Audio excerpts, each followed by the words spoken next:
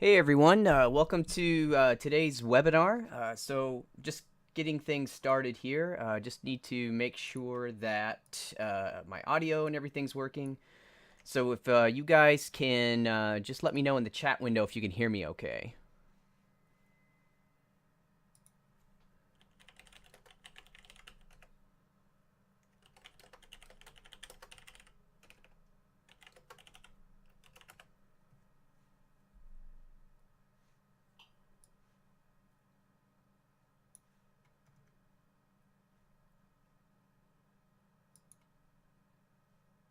Okay, perfect. All right. Well, hey everybody. Thanks a lot for joining me for this webinar, and I'm gonna have this chat open here. So as we kind of just go through everything, if you guys have questions as we're working through the webinar, just hit them up in the chat. Like I said, I'll be monitoring it, and then we can, I can answer those as we go and everything. So yeah, feel free to ask questions as we run through this. Okay, so what we want to do for this is we're going to take a look at creating basically like a course on how to use Substance Designer. So we're going to look at how to use Substance Designer. The way I like to teach this is using it through a project example. So instead of just opening it up and going through each and every single little button and everything in the UI, we're just going to actually make a material and talk about it as we go. And with that, we're also going to talk about kind of best practices for creating your substances and things like that. So one thing I want to do right before we get started, let's see here. So one of the things that Richard wanted me to mention to you guys is that there's still 10 tickets left for Friday, May 18th, training day. So if you can, just ask Lewis Thompson for more information on that. So again, we have there's going to be 10 tickets left available for that. So if you're interested, please just reach out to Lewis Thompson. Okay, so we are going to get started now. So let me switch over here to Substance Designer. So now you guys should be seeing the UI here, and we're going to jump right into this. So one of the things that we're going to do here, well, we're going to do several things, but what the main focus here is we're going to make just a material. We're going to make like a procedural kind of rocky ground material. This is actually something that I'm planning on wrapping into our new Getting Started with Substance Designer course. So you guys are kind of getting the very first kind of version of this as we go through this webinar. I did, one of the things I did at GDC this year is I went through this exact example. Wasn't I've improved it since then, but it kind of went pretty well, especially on student day. A lot of people enjoyed kind of running through these kind of processes. So like I said, I decided, hey, this looks good. Let's wrap this into a course. So again, you'll be able to see this on Substance Academy at some point as soon as I get time to record it. Okay, so the first thing I want to do here, this is Substance Designer. And like I said, we're going to learn Designer and how everything works as we get into it. But before we jump into like just creating nodes, what I want to do is talk a little bit about the overall process to creating a procedural material. I always find this to be, a very important aspect of working in Substance Designer. I get a lot of questions about this kind of thing.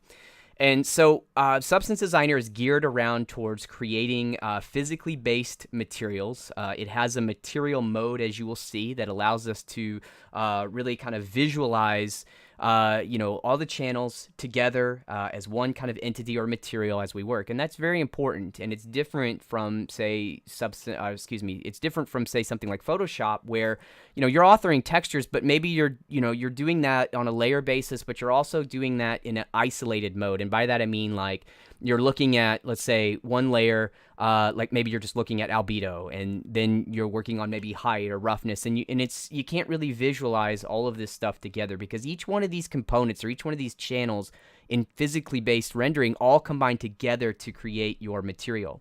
So one question that just came in, will this live stream be available to watch later? Yes, absolutely. So this is actually unlisted on our YouTube channel, so it won't be searchable there, but you'll have a link. I'm going to give that to Richard, and he can give that to you guys, and then you can view it anytime you want. We're not going to ever take it down. Also, you could download it using one of the YouTube downloader or something like that. But yeah, it'll definitely be archived and available to you guys as well. Also, any of the files that we create here today, I'm going to share them with you guys. So yeah, like I was saying, with designer, we're looking at this as a whole material as we work, and that's one of the strengths of substance designer. So with that, one of the things that we want to think about is, well, how do you go about creating a procedural material? How do we go about doing this? And the way I like to look at this is we're always going to start, and here I have a bunch of these, you see these little color squares, and they're all labeled and things like that.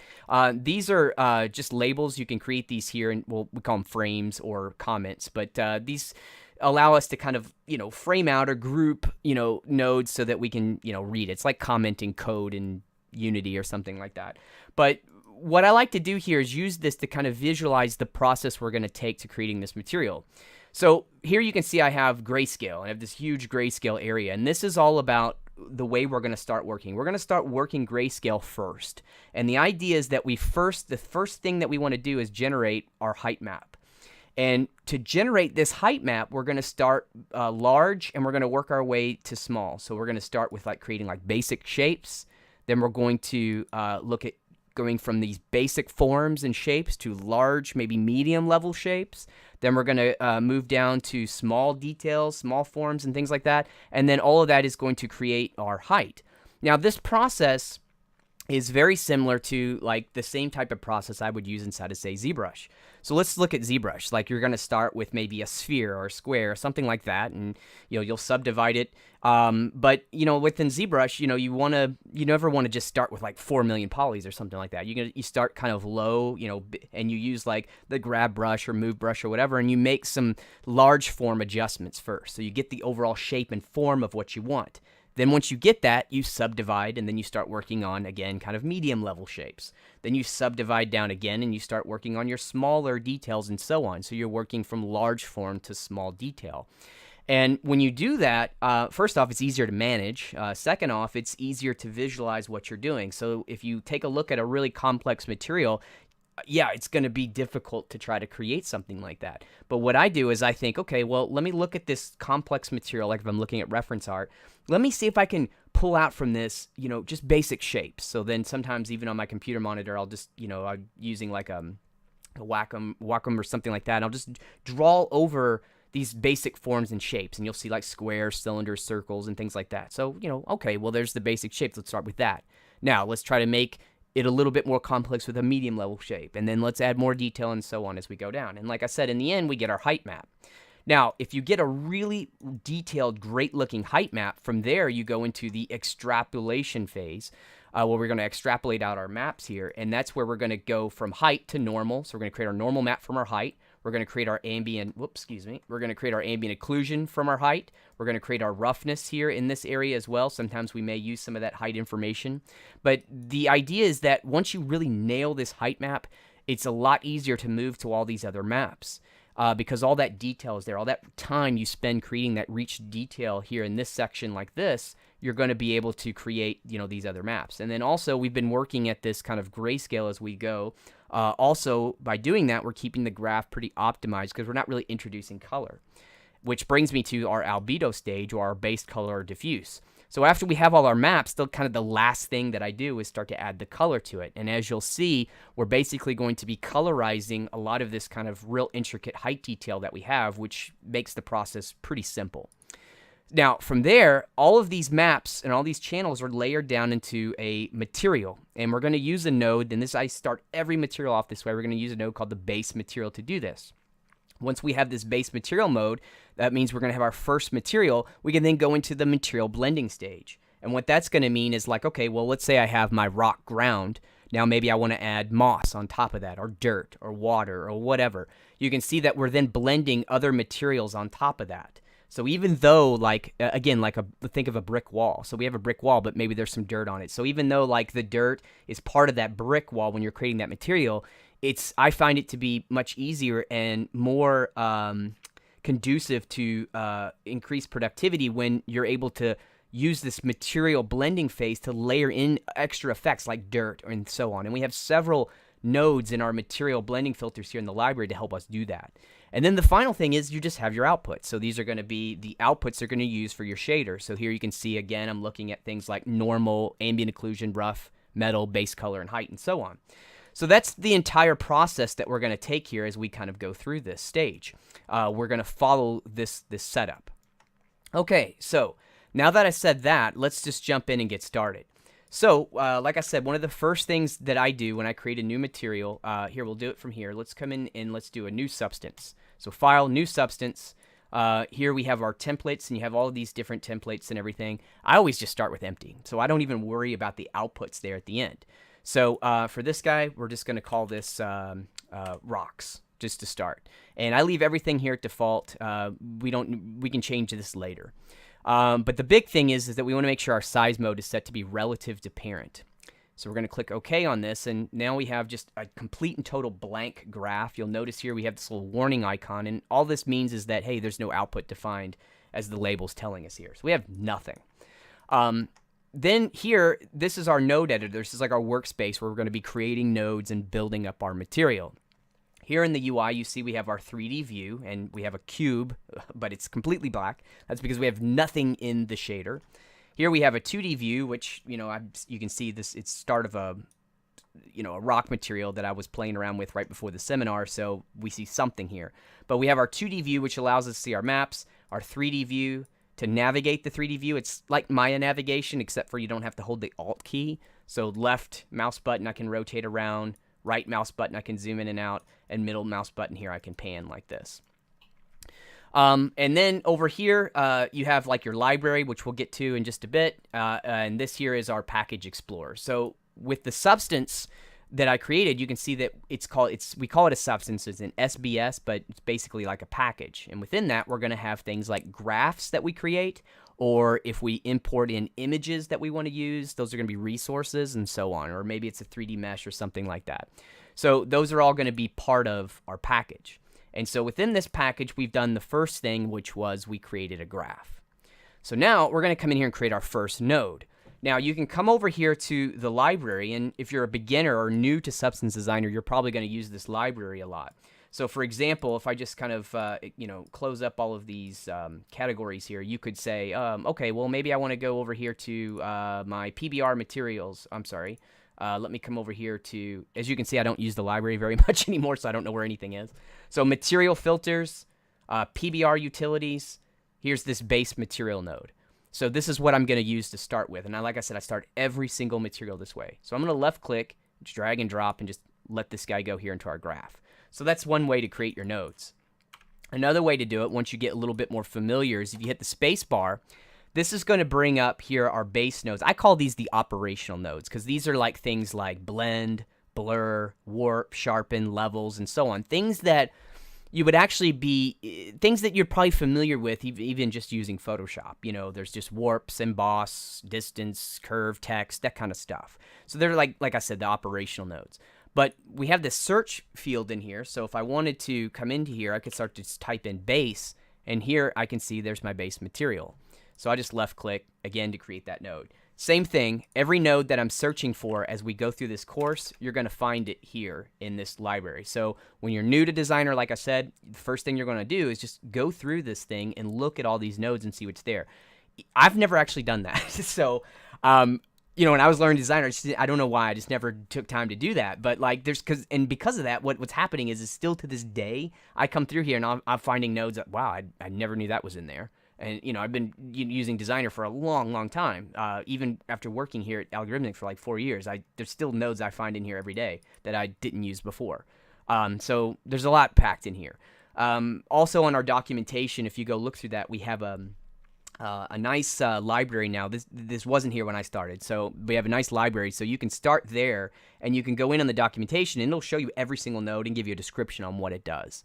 So I would start there, look at those, and then come back here to the library and just play around and see what these things are. The more you familiarize, the more tools in your arsenal you'll have. But as you'll see in this Essentials course, we're really only going to use a subset of nodes that you use all the time, which is pretty interesting in that you can create so many different complex patterns in Designer just using the same nodes every time. Okay, so like I said, we have this base material node. Now, we want to view something in our 3D view to start. So this is the way that I work. Once I have this base material node, I'm going to right click over this guy and just drag and drop it right here into the 3D view, and then let go of my mouse button, and now all of a sudden I start to see something rendering here in my 3D view. So now we see this kind of cube here. And if I select this node, I'm going to come over here to my base parameters. We're not going to worry about that, so let's roll that up. But we have a thing called instance parameters. And every single node is going to have instance parameters. This is where you make changes to the node. Like if, for example, if it's a blur, then you're in the instance parameters, you're going to see a slider for blur amount, how much blur you want and so on. Here, this base material, what this thing does is it creates for me, a base material. And like I said, I start every material like this because I use this like my modeling material. So again, going back to that whole ZBrush mentality, maybe this is like a matte cap gray that I might start with in ZBrush, so I can start sculpting. Again, I'm working on my height, my shapes, and my forms. So I want just something that's like a clay render that just lets me see my shapes and forms really well, because that's all I'm worried about at this stage. So what I do for my material preset, you could see we could make this aluminum if we wanted to, or we could set it here to like gold, and now we have like a gold metal here. But what I want to do is set this here to a dielectric, which if you're not familiar, that just means that it's a non-metal. Then I'm going to come over here to this roughness glossiness output, and I'm just going to increase my roughness amount. So now just looking around in my viewport, I have just kind of like this clay render here. Now, that's all we're going to use the base material for right now. But later on, what we're going to do is we're going to start to create some data over here with some other nodes, and then we're going to plug them in here to the base material. So right now, this base material is where everything is going to be piping to. Now, if I jump back really quickly over here to this little workflow graph, remember I explained this before, where we're starting with all these shapes, but here we're going to get to this material blending phase. All of these nodes that we're going to be creating, again, they're all going to be piping into this single material blend, or I'm sorry, this single base material, so that I can easily go into this material blending phase. And once we see everything come together, that'll make sense to you. All right, so let's come back to this guy. Now, you'll notice that as I come back to my graph, all of a sudden, this is black again.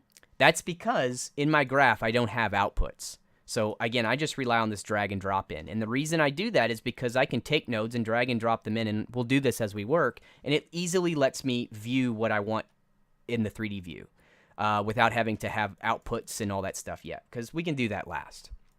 All right, so now we have here just this base material, and we can look at what we have. Now, something else I want to bring your attention to here in the 3D view, we have our material. Now, right here under a scene, you can see I'm using the rounded cube. So I might set this here to a plain high res. So now I have a different object here, or mesh. And you can import your own if you wanted to use something specific. But here, typically when I'm creating material, I always just rely on these basic ones that I have here. Since this is like a ground material, I want to use this plain high res.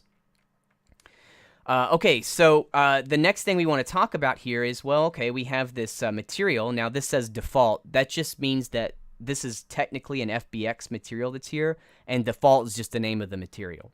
But if we come over here to definitions, and we come over here, you can see that I have things like a blend, a Lambert, a mesh info, but here's our physically based stuff. So we have physically based, metal rough, default. This is what we're using. Then you have physically based specular gloss. Designer always defaults to metallic roughness, but you can change that if you wanted to use spec gloss, but you can, we default to metallic roughness. So one of these questions, yes, all the files will be provided later. So everything that we do here, I'm going to hand these over to Richard, and he'll be able to get everything out to you guys. So here we have this physically based metallic roughness, and you can see that, there's two variants of this shader. We have a parallax and a tessellation. Well, in my case here, I want to use this tessellation, so I'm going to select that. All right, so the next thing we want to do is if we come over here to materials and we do edit. So here in my 3D, this little properties panel over here, we can start to look at things like the tessellation factor, scale, and so on. Tiling, do we want to tile the material? We're going to use this in just a moment, but just to let you know, that's how we wanted to do this. We wanted to come over here, and we wanted to set our shader here to tessellation, and then we can choose edit to edit the properties. Now, with that said, we can do the same thing for our environment. So let's come over here to environment and choose edit. Now you can see that we have some options here. So if we choose is visible on, we can now see that, in our environment, we can see it now here in the 3D view. So it's just off by default. It's still, contributing to the lighting and everything, but it's just off in the background. So we'll turn this guy on. And you can see I have things like I can increase the exposure, which we don't need to do really. But then we also have this dome rotation angle, so I can rotate this here. Now, what you're going to want to do is learn the keyboard shortcut, which is going to be the Control, Shift, and right mouse button will rotate this environment. So here, if I rotate my plane like this and I start to rotate my environment, it's kind of hard to see a little bit here, but we're just rotating the lighting around in here. So you have your navigation, and then you have your Control, Shift, right mouse button to rotate the environment so that we can see. Now, the environment's important because that's how all the lighting is done here in Designer. Like we have this little lights category where you could edit some lights, but in the physically based shader, they're off to begin with, and they're these horrible little point light things. They serve no real good purpose, so don't ever worry about them. Where all the environment lighting is coming from is from an HDR map. So for now, what I'm going to do is just turn off that visible component. Actually, here, let me turn it back on. Let's come over here to our library, and underneath our 3D view category, environment maps, we have a bunch of these environment maps. So for example, we have this one here called Corsica Beach. If I just left click and drag and drop that here into the 3D view, I changed my environment lighting. So that's all I'm doing here is just change the environment by just dragging and dropping HDR maps into here. And then again, what I'll typically do is just use the keyboard shortcut, Shift, Control, right mouse button to rotate this around. Now, again, we don't have any texturing on here. We can't really, I just made this real matte surface. Again, remember, this is gray, and I pulled the roughness. If I pull the roughness down, now it's a little bit more shiny. You can see now where we see the light kind of reflecting here off this surface because, again, I made the surface more smooth. So like I said, for our purposes, we're going to keep it pretty rough like this. Okay, so that's how, like, the setup works basically. And again, just to save on some screen real estate, let's move this guy over here. All right, so now let's go back again once more to our environment, edit, and just turn off that display component. So that's just some general kind of housekeeping stuff here inside Designer. And like I said, we don't have to go into the nitty-gritty of all this stuff because, you know, you just want to learn how to create the materials, and that's kind of what this class is all about. So one last thing before we really jump into this. If you look here at this node, you'll notice that down here at the bottom, this thing says 512 by 512 and C8. That means color 8. So if you don't see that information, if you come up here to the top of the toolbar, there's this little button with an I. It stands for information, and that is display connector name. Let's see. Let's turn off display node size. So if we turn off display node size, you won't see anything unless you hover over it. So when you hover over, you'll still get that value. But like I said, I always keep this on, and I also keep on this display connector name. I think that's the actual default setting anyways. So you see here that this node here is outputting a resolution of 512 by 512. So where is that coming from is the question. And that's coming here from this little drop down called parent size. So if I wanted to change the resolution of the textures I'm working with, I can just simply come over here to this texture dropdown and switch this to 2048 by 2048. Now the Substance Engine has recomputed this to be a 2K by 2K graphic size. And that's all you need to do. Now, just to give you a little idea, if I double click out here in an empty level of the graph, that takes me to this root level. So basically, if you look at Designer, this graph here, this is the root. This node is a child, which we, again, remember earlier we drag and drop that here into the graph. So we, in Designer terms, we call that instancing. So we just take this base material, we made it a child of this main graph. So again, I'll double click to get to like this root level. This takes us to some of the parameters for the overall graph itself. So if I come over now to base parameters, you'll notice here that we also have this output size, and it's set to parent times 1. You can also change resolution here as well. But I now in kind of these like 2018 version of Designer, you don't have to play around with this anymore. What this means is that parent times 1 is whenever you take a graph and you instance it in another, all this means is that it's going to inherit the resolution from wherever this graph is. So for example, this base material, which has its own base parameters as well, it's set to parent. And if we look at the root level graph, its parent set to 2K, so this guy automatically sets itself to 2K. So, you know, again, we'll demonstrate this a little bit more here in a moment, but just so you know, to change resolution, we're just going to worry about it here. We don't have to worry about it on this base parameter at all. Okay, so like I said, just a little housekeeping stuff there. Now, one more thing to talk about before we get into doing our textures, just so we can have a nice kind of understanding of what's happening here. Well, we see this base material, and I drag this in, and obviously, like when I change some of these parameters, like if I come back here to my roughness value and I set it to 0, well, okay, there's roughness information. If I change the color, there's color information, but I only see one output here. What's this all about? So here, let me undo and undo. The graph itself is in what we refer to as a material mode, and that's one of the core kind of benefits of working in Designer. Like I said at the very beginning, it allows you to look at all your channels together as a material. Now, if we come over here to our graph link creation mode here, and I set this to standard, notice there's a keyboard shortcut 1, 2, or 3. So if I set this to standard, now all of a sudden I have a bunch of these outputs showing. So this single node is comprised of a base color output. So if I double click this output, here's that gray color. Again, if I switch the color, you can see now it's this kind of orangish red. That's the map here in the 2D view. That's the base color. The normal information is just a blank normal. The roughness information is this value. Again, if I start to tweak this, make it more smooth, it's going to go more towards black. So a black roughness is equal to, more gloss here. So you can see that I'm editing each channel as I go through here. Here's metallic is set to black because this is remember we set it to dielectric, no metal. Ambient occlusion is just pure white right now, so we haven't added any occlusion. And our height's just the normal 0 range here for height, so no height. And all of these channels, like I said, together make up what this material is.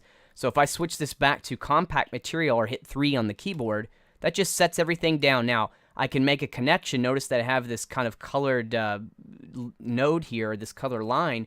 This is all the channels working together at the same time. So here, if I hit 2 on the keyboard, you can really see what's happening here. This is all channels you can see are converging to this one output. And this allows us, again, to do material blending and stuff really easily without having to hook up all these nodes at one time. So again, here I'll just hit 3 on the keyboard. That takes me to compact material mode. Actually, here, for this class, let's keep it in standard. So we see right now, if I wanted to do a connection, it's one channel at a time as we work. So this is all the channels we're working with. All right, so let's do this. Let me just undo a little bit to get that gray color back. There we go. And we're in standard mode. Okay. So now we're going to get in the process of starting to create our material here. Okay, so the first thing we're going to do, like I said, we're going to start working on height. So let's do that. Let's come over here and start to create for us our first node. So I'm going to hit the space bar here, and in my search field, I'm going to start to type in cube, and you'll see here that I have this node here called a cube 3D. So again, if I double click, that lets me view this node in the 2D view as well as view these instance parameters here. And then here in my 2D view, I have this little position widget, and if I move this guy around, you can see that, well, I can kind of change and move this cube like this. So it's rendering this kind of 3D shape like this. And we're going to use this to start to create some rocks here. So like I said early on, it's like that ZBrush mentality. I'm starting with a cube, and now I'm going to start using some of my brushes, so to speak, to kind of trim out some shape to this. And the first thing I'm going to do to get this to work is I'm going to use a warp. So now I'm going to hit my space bar, and you'll see here that I have a warp as part of the operational node, so warp. And now this node here has 2 inputs, an input and a gradient input. So here's where we're going to make our first connection here in Designer. We're going to take the output here of this cube, and we're going to plug it right here into this input. Now notice this output is gray, so it's grayscale. And this input here on this node for this warp is, well, it's half yellow, half gray. Yellow denotes color. Gray denotes grayscale. So this input means that it can take either a grayscale or a color input. It doesn't matter. But if we take a grayscale and we feed that in, now you can see everything turns gray. So it knows, oh, hey, this guy, this is a grayscale input coming in. I'm going to be outputting grayscale. Like I said, we want to work grayscale to start. So now we have this warp. I'm going to double click this warp so I can view it here in my 2D view. Nothing's happening. I have an intensity slider, but nothing's happening. That's because we need to input in here a gradient. And that's where we're going to come over here to our generators and our noises, and we're going to start to play around with some of these procedural noises now. And you can see here we have a host of these noises in here. So another thing I'm going to do this time in this search field is I'm going to start to type in Perlin. And now, okay, I'm starting to filter this, you can see, and here's a Perlin noise that I want to work with. So I'm going to left click and drag and drop this guy into here. So double click, you can see that, well, I have this Perlin noise that's rendering here in my viewport. Now, every single node that you work with here in Designer is going to be set to be tiling by default. So we're constantly being able to create tiles. Now, we can visualize this here in our 2D view by, you see my mouse is over here in the 2D view. If I just hit the space bar, then I can see the tile. So notice that my mouse is still in that 0 to 1. If you think of UV coordinates as like the 0 to 1, that's what this red square represents. If I move over, it goes away, that red. So here, let's zoom in right here where this red corner is. So this is like the seam. All right, and we'll zoom in real close again. If I move my mouse over, you can see, okay, there's virtually no seam here to this noise. It's tiling horizontally and vertically to, you know, create this seamless texture. So all these noises and nodes are always going to be seamless as we work. So I can use this spacebar here to just visualize this tiling here. Okay, so we have our Perlin noise now, and we're going to use this as the gradient input. So let's drag and drop and put this guy into here. Okay, so now I want to see the result of this, so let's double click. We viewed the result here in our 2D view, and now we can see, well, that intensity is pretty high. It's just breaking this thing up a lot. So let's take this slider and just move it down. So all I really wanted to do was just kind of warp this guy up a bit on the edges. So we're just breaking it up. So here's one thing you can do. You can come over here to the input, double click the input. This is what we had coming in, so this is what it was before. Now double click the node itself. Here's the result of that warp. So now we're warping this up. Okay, well, we increased the intensity, but it's still, you know, it's still too much warping here. There's a lot of these kind of, I don't know, octaves or whatever they're called here. So if I select this node, now here's a trick. Double click, I'm viewing this in the 2D view. I want to view my warp, but I want to edit parameters on this Perlin noise. So all I have to do is single left click on the Perlin noise. So I'm viewing the parameters for this guy while I'm viewing the output for this guy in my 2D view. So that's how that works. Now you'll notice that this noise has a scale at 32. All right, that's kind of high, and that's what's giving me all these, you know, smaller details. So what I want to do is bring this guy down to maybe something like this. I don't know, let's try 20. Now I might go to the warp, so single click here and increase the intensity to this a little bit. Maybe go back to the Perlin noise and drop that scale down to something maybe like this.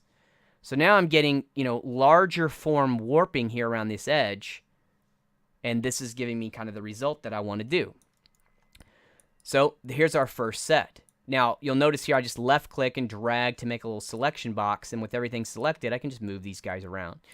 You're going to do a lot of moving and organizing these nodes here as you kind of work in this workspace. Now, to pan around here in this graph, you just hold the middle mouse button to pan. And then if you hold down the Alt key and right mouse button, you can zoom in and out like this. Okay, so now we have, like I said, this node here in place. And here, my mouse is kind of giving me a little bit of trouble here. Sometimes that happens with that. There we go.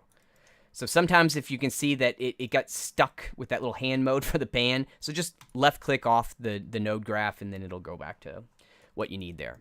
Okay, so another thing that's kind of cool about this is I can now go back to my cube and I can still kind of play around with this cube here to move up a shape. Maybe here for the X, Y, and Z, I'm going to take that Z and just pull it down like this a little bit. So we'll get something like this.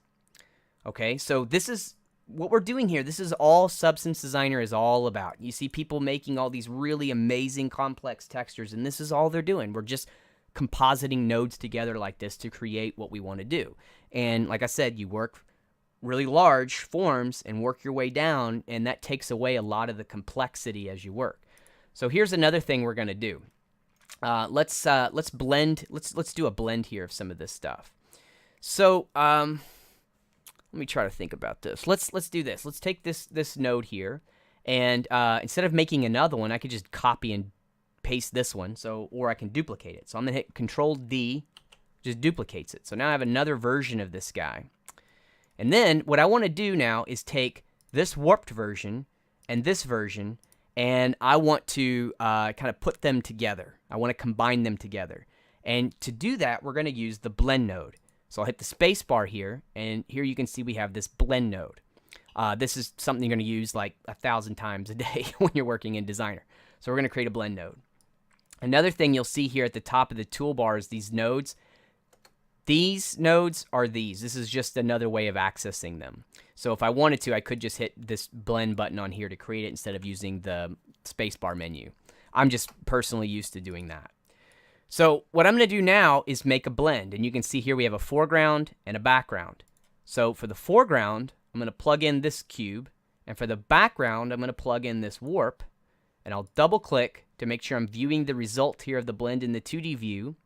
I'm going to come over here to the blending mode. Now, if we click this drop down, you can see we have all these blending modes. Again, this is similar to Photoshop as well. You know, we have things like multiply, subtract, and so on. So what I'm going to do here is I'm going to use, I think, maybe a min darken on this. And then I'm going to come back over to this guy. So double click. We're viewing the result here. We're going to single click this cube. And then I'm going to start to move the position. Now you can see what I'm doing here is I'm starting to, by blending these two cubes together, we're starting to get, you know, a result here where now this is almost like, again, going back to that ZBrush, it's like I had my cube and I'm using the trend dynamic brush to create these planes that you see here. So if we look, we have a nice plane here, we have a plane here and here and here. So we're kind of going through kind of that first step when you're doing like sculpting or modeling. We're defining planes to create shape and form here. And we're doing that here in Designer. Well, another thing I might want to do is warp this guy as well. So let's do that. Here, what I can do is just simply select this warp, Control D to duplicate it. I'll move it up here. Let's take the output of this cube and plug it in. Now you'll notice that this connection line here, I'm still borrowing this same noise. That's okay, I can do that. A lot of times when you're creating and you're borrowing noises like this is optimized because we're using one noise to drive two different operations here. So now we're going to take the result of this warp and place it into here. So now we get something like that. Again, just a little bit more variation. And then that's another kind of tip about creating procedural materials. Variation is key. And the more variation, the more realistic and the more organic your surfaces are going to look like. So this is the stage where I better save because typically in these demos I don't. And then I go work for like an hour and then things crash on me. So let's make sure we save this. So we're going to save this as, let's do this, rock_ground. And I'm just going to save it on the desktop. And again, this is going to be the file that I send to you guys. Now, another thing that I like to do, I'm zooming way out here, somewhere in here. Where is it? Oh, no, this is a new substance that we created. So sometimes I got to think about what I was doing before. Let's do this. I'm going to do one more thing before we start to use this base material. So like I said, all we're doing right here is we're concentrating on our shapes and what we're doing here. So now I have this shape. And if we look, well, I don't like, see this like corner and this edge like this? Somewhere, you know, I don't really like, I don't want this, okay? I like these planes I'm doing here, but I don't really want this. So now what we're going to do is a Boolean subtract. So again, I'm talking about modeling again, and you could do Booleans in ZBrush. I'm thinking like now I'm working in Maya and I want to make a shape and I'm a Boolean out another shape. I like modeling. It's something I love a lot, so I kind of try to just bring my modeling practices here into my Designer shapes. To me, that made a ton of sense, and it works really well. So here's what we're going to do. We're going to create another primitive that we can do a Boolean subtract from this shape here. So I'm going to hit the space bar. Here in my search field, I'm going to type in shape. Now, I'm doing it this way because I honestly have no idea where it is in this library. Like I said, you guys just jump in that library and just look. It's in here somewhere. It might be under patterns or noises. I'm not sure. But like I said, all these things are in here. So we're going to grab this shape node. Okay? And if we look at this guy, he has a pattern. And these are like a bunch of, I'll call them primitives. Really, they're 2D shapes. But I'm thinking of it like a primitive. So I'm going to choose paraboloid. So now we have this kind of round sphere shape. And then I'm going to adjust my scale. So I'm going to set it down to something like maybe this. Okay, so now that I have this here, what I'm going to do is I'm going to process some of the grayscale ranges in this. So what I'm going to do now is hit the space bar, and I'm going to create a levels. So here's a levels node. Okay, now here, let me delete this guy. let me show you another way to create stuff. So if we have this node selected, it's selected, right? And if I hit spacebar and I create a levels, it's automatically going to connect. So whenever you have something connected and you want to add a node right to it, just have it selected and add the node. So now we have a levels control. Again, double click so we can view this here in our 2D view. If you want to, you can hit this histogram, display histogram button so that we can see what we're working with here in our output. So I'm just going to turn that off for now. And then what I'm going to do here is just come over to my histogram. This is like my input black and white gamma and then output black and white. And I'm just going to move my gamma over towards the black just to make it more of a shape like this. Okay? And then I might come back and play around with the scale. All right, so now I just made this shape here just using that setup, that shape and the levels. So now, like I said, I'm going to use this as a subtraction from this shape. So again, we're going to create another blend node. The result of this levels is going to go into my foreground. The result of this blend is going to go here into my background. Double click, make sure I'm viewing this here in the 2D view, the result of this blend. I'm going to come over to my blending mode, and I'm going to choose subtract. Whoops, sorry. I'm going to choose multiply. Sorry about that. So now that I have multiply, you can see that, well, I've basically kind of rounded off this shape, right? So it's just kind of rounded it off like this, which is what I want to do. This is what we had before. This is what we have now. So now it's, I'm thinking more of a rock kind of pebble shape. It's a little bit rounded like this. Now here's an issue I don't like is that, okay, well, we did this shape, but it's perfectly round, right? So let's do a warp again. So here I'm going to hit my space bar, grab a warp. For the warp input, we're going to take that levels and plug that into there. Now, I'm going to use a new gradient input. I could just borrow that Perlin. But I think it's a little too, this Perlin, the scale that I set here is perfect for what I want here, right? But it's not really giving me too much, it's too scaled back for this. So in this particular case, what I'm going to do is just create another Perlin for this. So here's when I want to have a new variation of that Perlin, so I need a new node. Now it's already filtered here for me in my library, so I'm just going to drag and drop this guy into here and then make the connection here to that gradient input. Double click so we view the warp. Let's go back here to that single click to go back to the Perlin noise. And then let's set this to maybe like something like, I don't know, 8. Let's try that. Now let's go back to the warp and increase the intensity. Now notice here I have this slider and it goes to 1, and you might think, oh wow, it's capped at 1, that's the best I can do. Well, it's not. Here in Designer, if you just double click in any of these sliders, you can now input stuff. So if I wanted to, I could type like a 12 in here and hit enter, and now it's super intense, so it's basically exploded this shape. Here's something cool. We exploded that shape, right? If I hit the space bar, look, it's tiling. So like I said, everything you do as you work here in Designer, it's tiling. See that shape right here? If I mouse over, that's that 0 to 1 is indicated by that red. You can see it's tiling perfectly. So in our case, this is too intense, but now we have this new range here for this 12, so I can start to back this guy off. So I'm going to keep going back and back and back. So maybe what I really want is a value like maybe, here, let's make 1.5. Okay, so maybe I really want this 1.5 value. All right, so now I'm going to take this warped sphere and plug that into my foreground. Now, double click the blend, and now here's what I'm getting. So this is just going to be, again, more varied. So this is what we have. All right, so here's the list of shapes we've been making so far. I'm going to left click and just drag all these guys over like this. All right, so here's kind of what we have thus far. Now, let me try to think a little bit here. Let me go back to, let's see, what did I have? I want to go back to this version here that I had. I want to see, just try to remember exactly what I did for that next piece.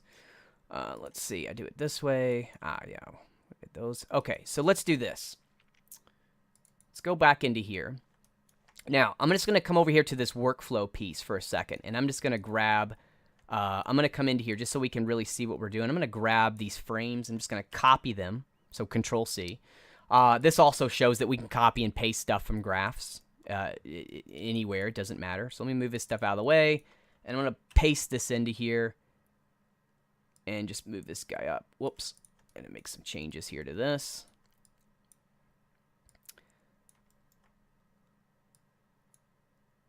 So what I'm doing here is just kind of highlighting what all this stuff is so we can see. This is my basic shapes, right? So we have just a basic shape into here. And I'm just bringing these nodes all into here. This is, again, we're just kind of commenting this so we can see what we have. Okay, so far, you can see we're still in this grayscale form, and here's our basic shape.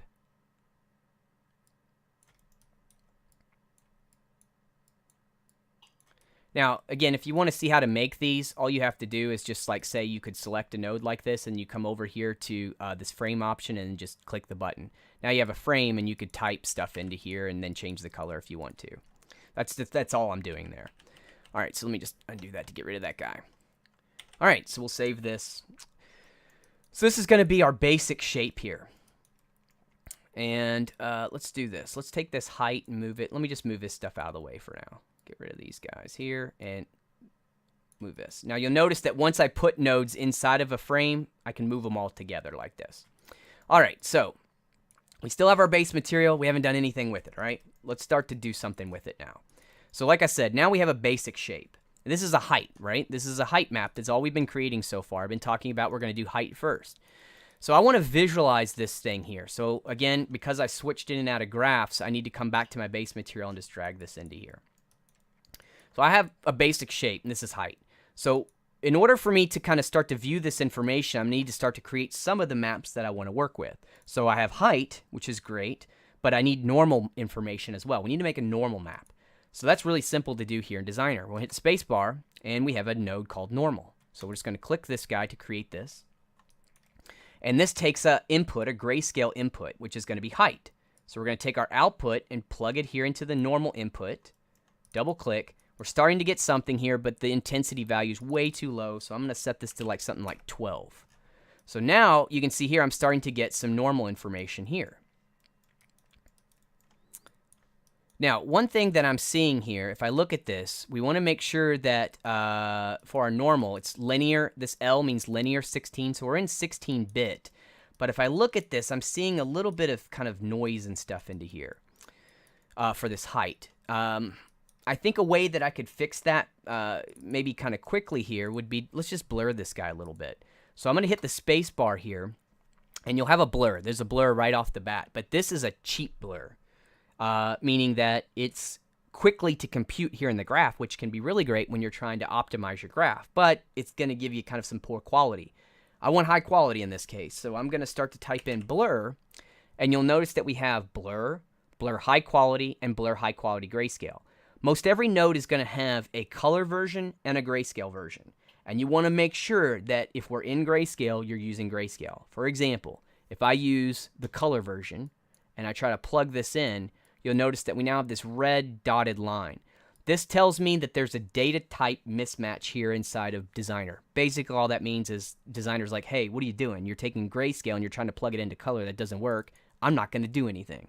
So that's all Designer's doing there. So we'll delete that, hit the space bar. Let's do a search again for blur, and we want to use this guy, blur high quality grayscale. So we'll plug this in, and by default, this is obliterating everything. So all we want to do is maybe just slightly blur this guy, maybe like this amount, like maybe 0.18 or so. So then we're going to plug that into our normal, and I'll double click, and now it's nice and smooth and clean. All of that noise is gone. So what we could also do in here is let's just take it down to maybe 0.1. See, 0.1, you see we have the noise. Let's do 0.1, I don't know, 4. Good enough. All right, so we still have our nice kind of hard edge shapes and stuff in here, which we'll worry about later, but now we've kind of blurred out some of that noise that we were getting. And we're still just at linear 16. We're not promoting this to something higher like 32-bit or whatever. So while I'm talking about this, on these nodes, if we select the node and we come over here to the base attributes, if you look here, there is an output format. You'd see it says 8-bit grayscale channel here. All internally, what this is doing is all the grayscale nodes internally are set to work in 16-bit. What we could do, if we really wanted to, is you could set this to absolute mode. So notice how we set this to 8-bit, and it's all quantized. I can't say that word right, but you know what I mean. Quantized or whatever. But I have trouble with the English language, I guess. I don't know. But you can see here that we get this horrible pattern. Now, if we set this to, like, say, we could do 16 floating point here. So if we do that, we're still getting some of the stippling issue here with that. In this particular case, because we've got more precision. Well, if you zoom in, you can still see it, some of that banding in here. So let's see if we can't switch that to maybe 32. Now it's gone completely. If I zoom in, hopefully you can see that in the monitor. It might just be compressed. But we could switch this to 32-bit float or something like that. But you also have to think about, okay, well, we're doing this really precise, computation here, but that's pretty heavy computation. And we're creating something that we're going to use as like a utility. So we want to keep this snappy in the graph when we're changing parameters and the graph has to recompute these nodes. So we're not going to do that. We're going to set this back here. Notice that it was set to absolute, meaning that it's like saying this setting is absolutely set for this node. But what we want to do is set it to be relative to parent. Okay? Whoops. Nope. We want to set it to be relative to input. There we go. So relative to parent, if I double click to get to my root level of my graph, our parent is set to be 8 bits per channel. So in the end, we are going to output some 8-bit stuff. But you can override this stuff by saying, hey, don't set it to be relative to parent, be relative to input. And the input is 16-bit, so this node is automatically going to inherit that 16-bit information.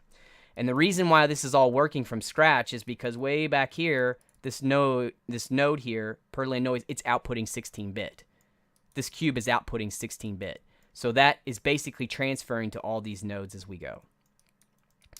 All right, so that's how that kind of works. Again, you don't have to worry about it so much right now from a beginner level because it's set up to do what it needs to do by default. I just mentioned it here. If it's kind of going over your head a little bit, don't worry. It's going to work for you by default. It's just good to know that sometimes you could change this bit depth if you wanted to. All right, so now instead of doing 32-bit, we fixed it by just doing a slight blur in here, and that's the kind of the way I do it. So now we've got our height information. I'm sorry, our normal, and we have height. So let's do this. Now we can finally start to get around to using this base material node. So I'm going to go back to this base material, and here, let's close up those base parameters. Here at this bottom, there's this user-defined maps, and you can see that, well, we have inputs for base color, normal, rough, metal, ambient occlusion, all this stuff. So what I'm going to do here is I'm going to enable a normal input. And when I click true, we get a little node here that shows up that says normal. And then I'm going to come over here and click true for my height. So now we have two inputs, one for normal and one for height. Let's plug our normal in. As soon as we do that, here in my 3D view, I'm starting to get some information finally rendering here. If I hold down again the keyboard shortcut, Shift, Control, and right mouse button, I can move my light around to see how that normal map is affecting the lighting. Let's also take our normal map, our height map, which actually I'm going to use this blurred version like this. I'm going to plug that here into my height input. So now these guys are driving, these inputs are driving information here to this base material. And that's what we're going to do through this entire process. Everything we create is going to pipe all the way down into this base material so that later when we want to layer other materials on top of it, we can do that. Here I'm going to hit 3 on the keyboard, go into material mode, and we can just simply make single connections like this to layer more materials to make a complex layered material. Okay, so now we have this guy in place here. The next thing that we're going to do here is take a look in our 3D view. So right now it's completely flat because it's just a normal map. Well, let's look at that tessellation I was talking to you about. So now we're going to come over here to materials. This is the default material name, which just happened to be called default for this. We're going to click edit, and now I have the scale factor. I'm going to set this up to something like, I don't know, 24. So when I do that, you can see that, well, I'm starting to displace this geometry now, and I'm getting a shape. Let's set it to something like maybe 48.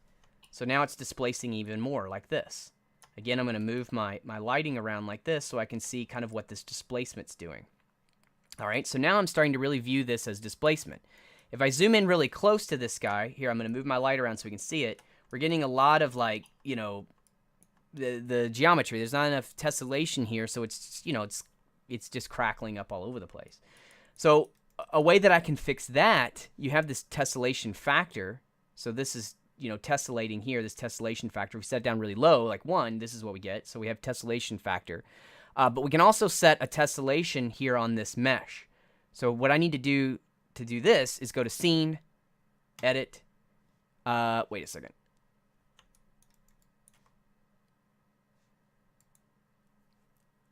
Let me check this here. This should be right, isn't it?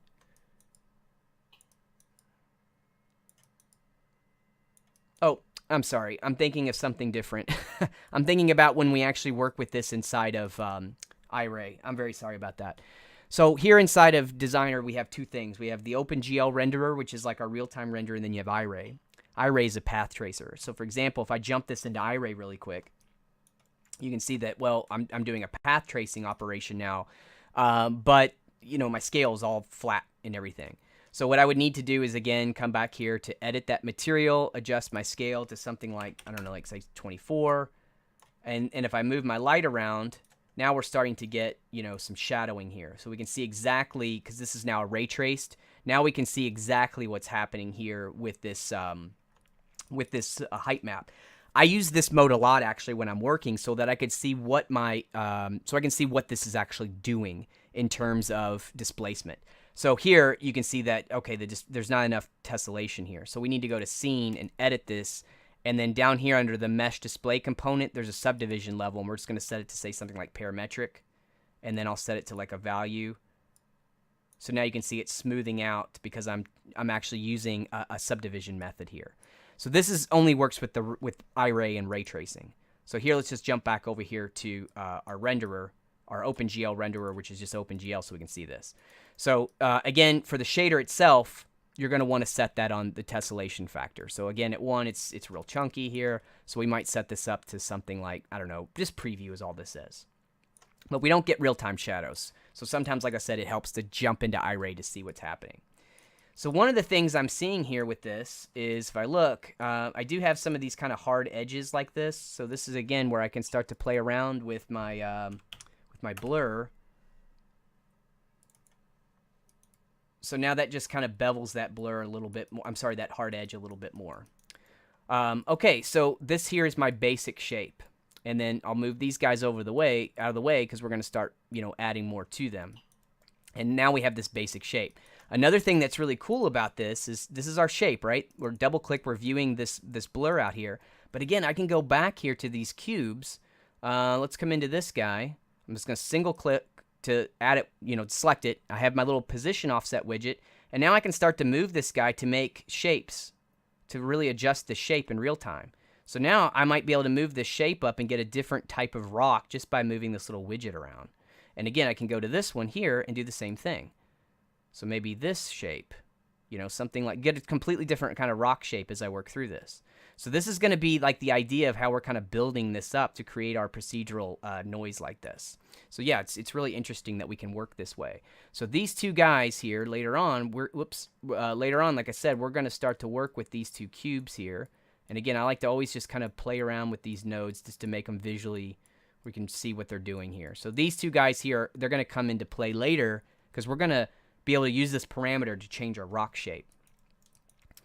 All right, so here we're at a good spot. Let's save this guy. And now we have just this basic shape so far. We've talked about, you know, connecting nodes, using blending, using the blend node, and so on. We've talked about how a good rule of thumb here is to use this base material and pipe stuff into it. Again, we're just, you know, right-click, view stuff here in the 3D view so we can see how this is working. And we're not worrying about outputs or anything. All we're working about right now is working grayscale, creating some basic shapes. So the next thing that we want to start to do with this is start to, you know, think about, okay, now we've got a good basic shape here. I want to start to maybe subdivide this up, so to speak, and add some more kind of, you know, more kind of like medium level shapes and so on. And so again, let me just jump back here to my example. And let me just see what I worked up here for this guy. So yeah, the next thing we kind of did for this, here, let me come over into here. Just get an idea of what I want to show here. This is like my notes. Let's see.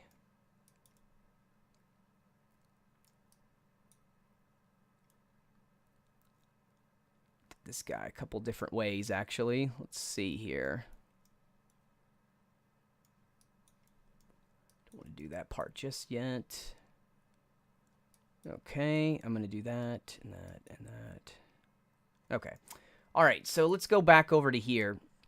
And like I said, the next thing we're going to start to work on is this stuff here, this large medium level shape. So let's bring this little frame into here and start playing around with this. So these are going to be our large kind of medium level shapes.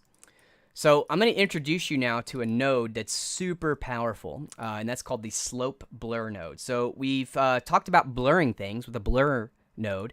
We have another way to blur things, and that's what's with this slope blur. So I start to type in slope or slop here, and you can see that you have two versions again, a color and a grayscale. We want to make sure that we select the grayscale version.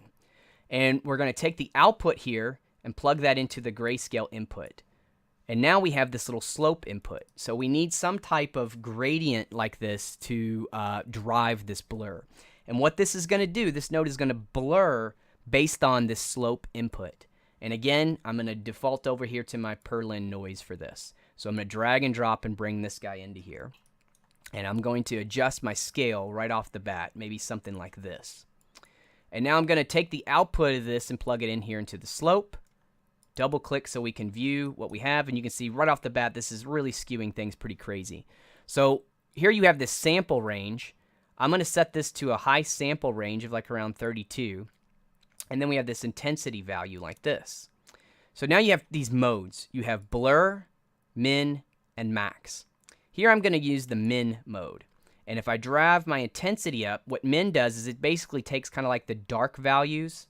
If we zoom in on this guy, here you can see this is the Perlin noise. This is this blur. So it's going to use this data to help me blur this shape that we have here. So min mode is basically going to take kind of like the black areas and push it in towards the white areas. If we set this to max, watch, it's going to do the same thing but opposite.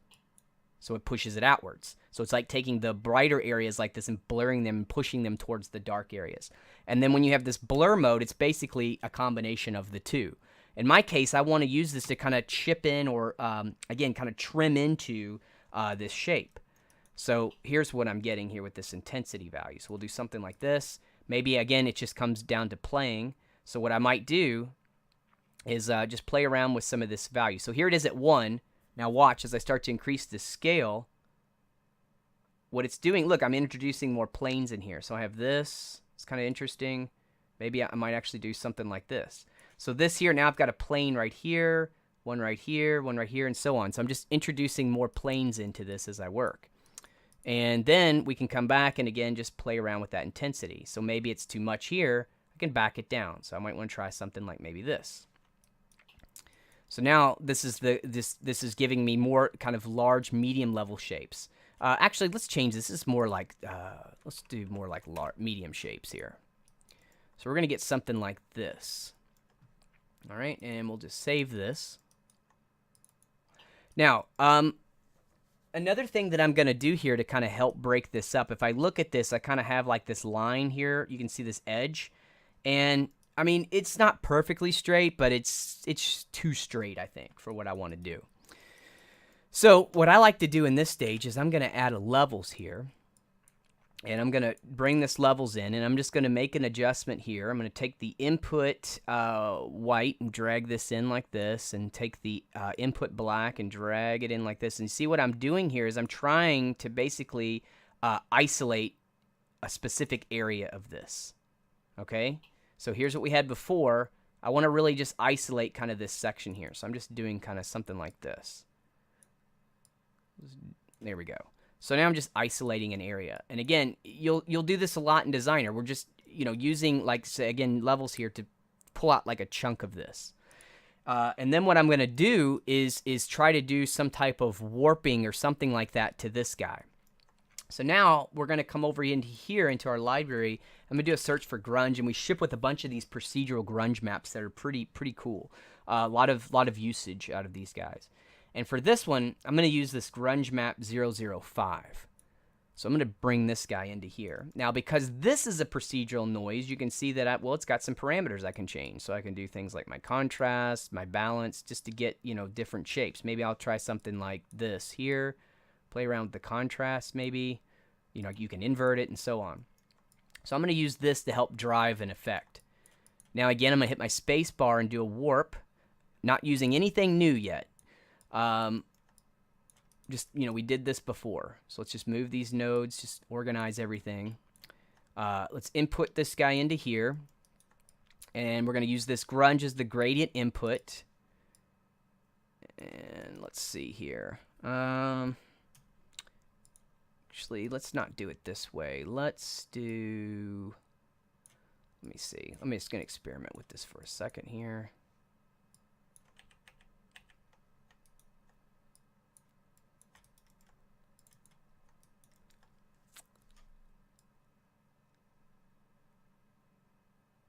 See, and again, just kind of playing around with this. I'm just trying something here. Let's adjust some of that contrast. I think what I might do is blur this as well. So right now we have like this warp. This is pretty intense here. So what I could do is introduce in a blur. Let's get something more like this.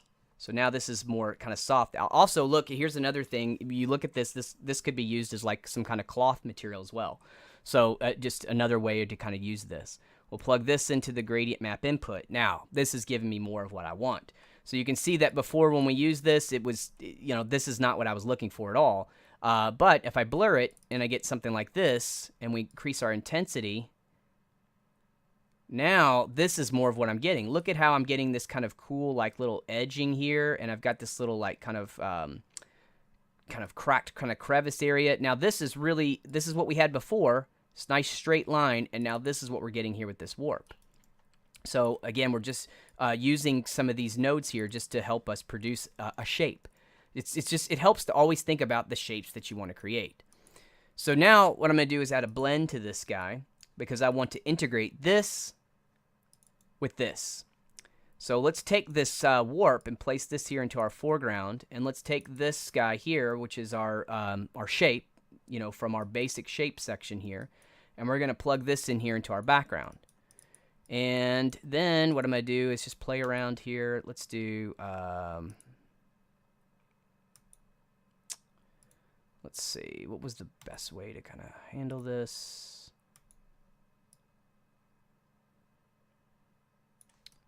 There's just a bunch of different ways we can work with it, as you can see. We could do min and then lower our opacity somewhat. Okay, so now I'm starting to get, more of height information into here like this. Maybe now what I'm going to do is go back to this level and just kind of feather that back a little bit. I could increase it. You can see the effect this is having here. So maybe something more like that. Whoops, not that, but here we go.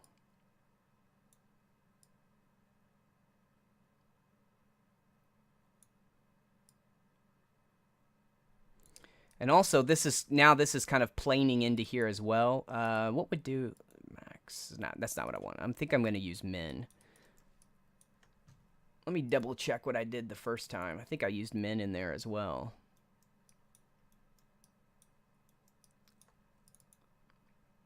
Yeah, same thing. Min, and then I lowered the opacity there.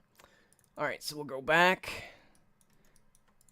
I'll also share with you guys like the first kind of versions of this stuff that I did as well, because it's like different every time you create it. Now, like I said, we could go back and just select our cube here, and I could start to mess with this to see what I'm gonna get if I change my shape around as well too. So I can always change my shapes.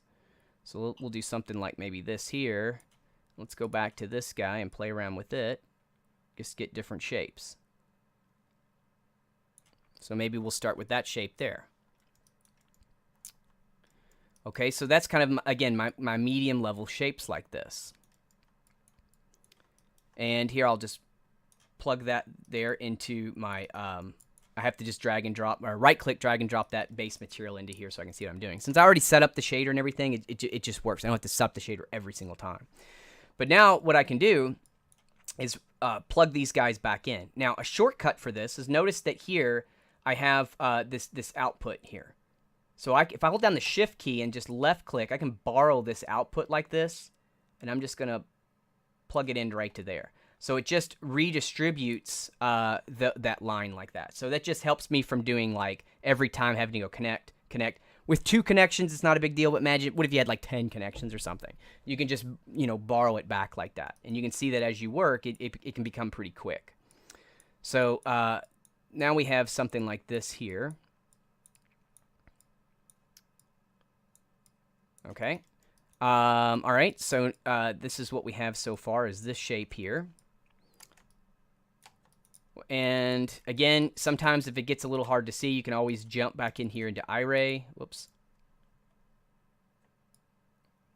Because iRay, since we have like the real-time shadow, it can start to, give you a little bit more idea of the type of shapes that you're creating. So this is what we're getting so far in here.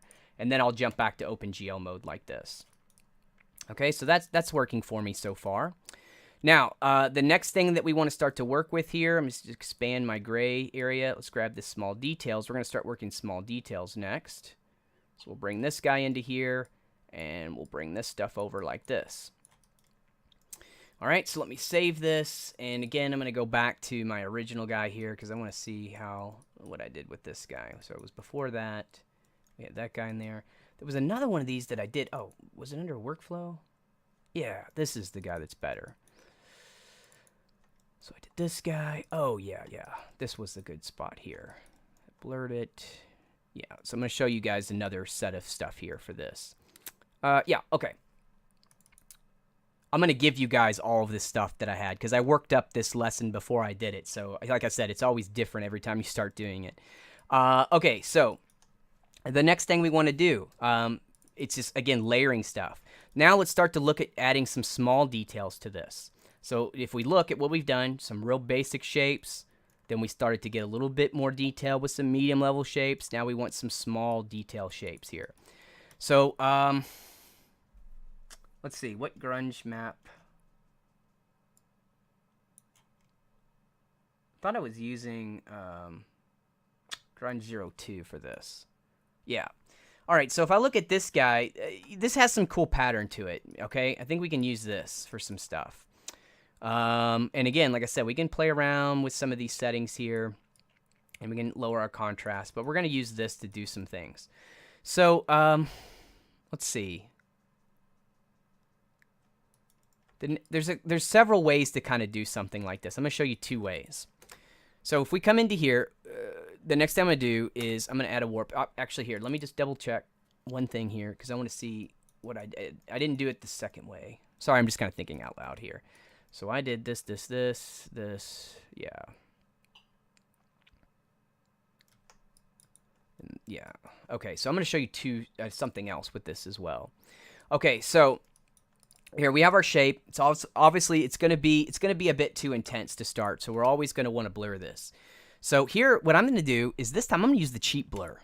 Okay, so we're gonna use the cheap blur, and like I said, when you use the cheap blur, you can see that, see how it's giving me some noise, some kind of, I don't know, you can see these little like noise patterns in here.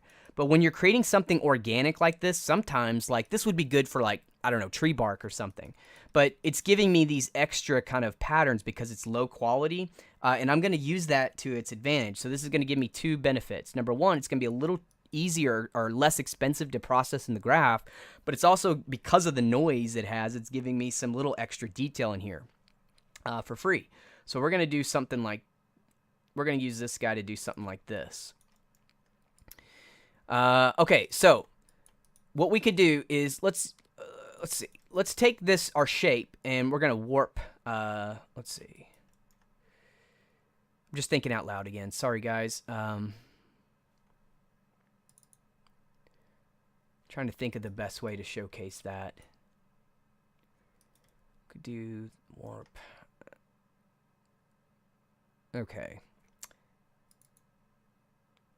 So one of the, I'm going to show you like 2 techniques, like I said. Okay, so let's take the output here, and we're going to plug this into our input. And then we're going to have this gradient input, which is the gradient that we had here. And I'll double click, and so now we're getting this warp, right? So we can come in and start to kind of warp this here to get some more effects like this. So this is one way that we can kind of do this. We can kind of warp this. Actually, hold on a second. I have this wrong. Let me do this. We are going to we're going to warp this texture this warp here, we're going to take this shape and plug this into the gradient input like this, okay? And then for the intensity, again, it's going to 1 here, so I'm going to set this up to like maybe like a 5 or something, okay? So what I'm doing here is I want to take this blur. Now, if I took like a blend just to illustrate this, let's say we had a blend and we plug this noise into the foreground, and then we plug our shape into the background, and then maybe we do like I don't know, like a multiply or something, and then I'll lessen it like this.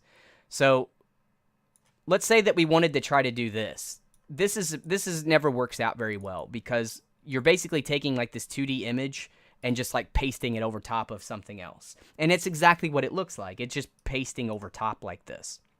And it doesn't look very organic. It doesn't look like what we want this to do, which is you follow along with some of these underlying planes and things like that that we've been creating here in our height.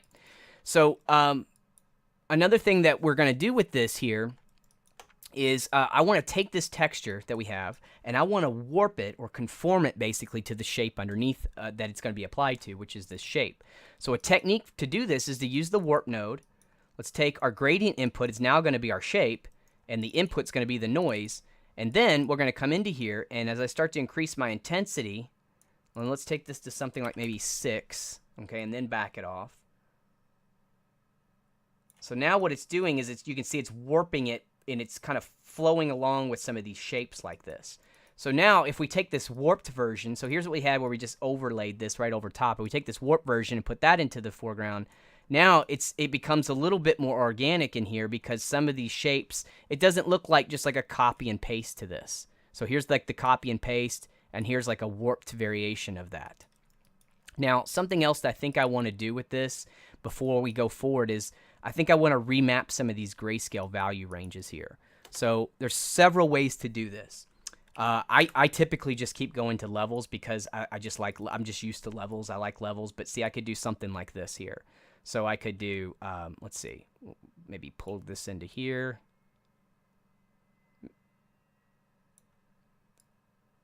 Maybe do something like that, and then we are going to, let's plug this into here, and then just plug this guy back into our blend here, and then look. So now this is kind of our shape that we're getting here. Another way would be to use something like maybe a histogram range node. So we could use histogram range.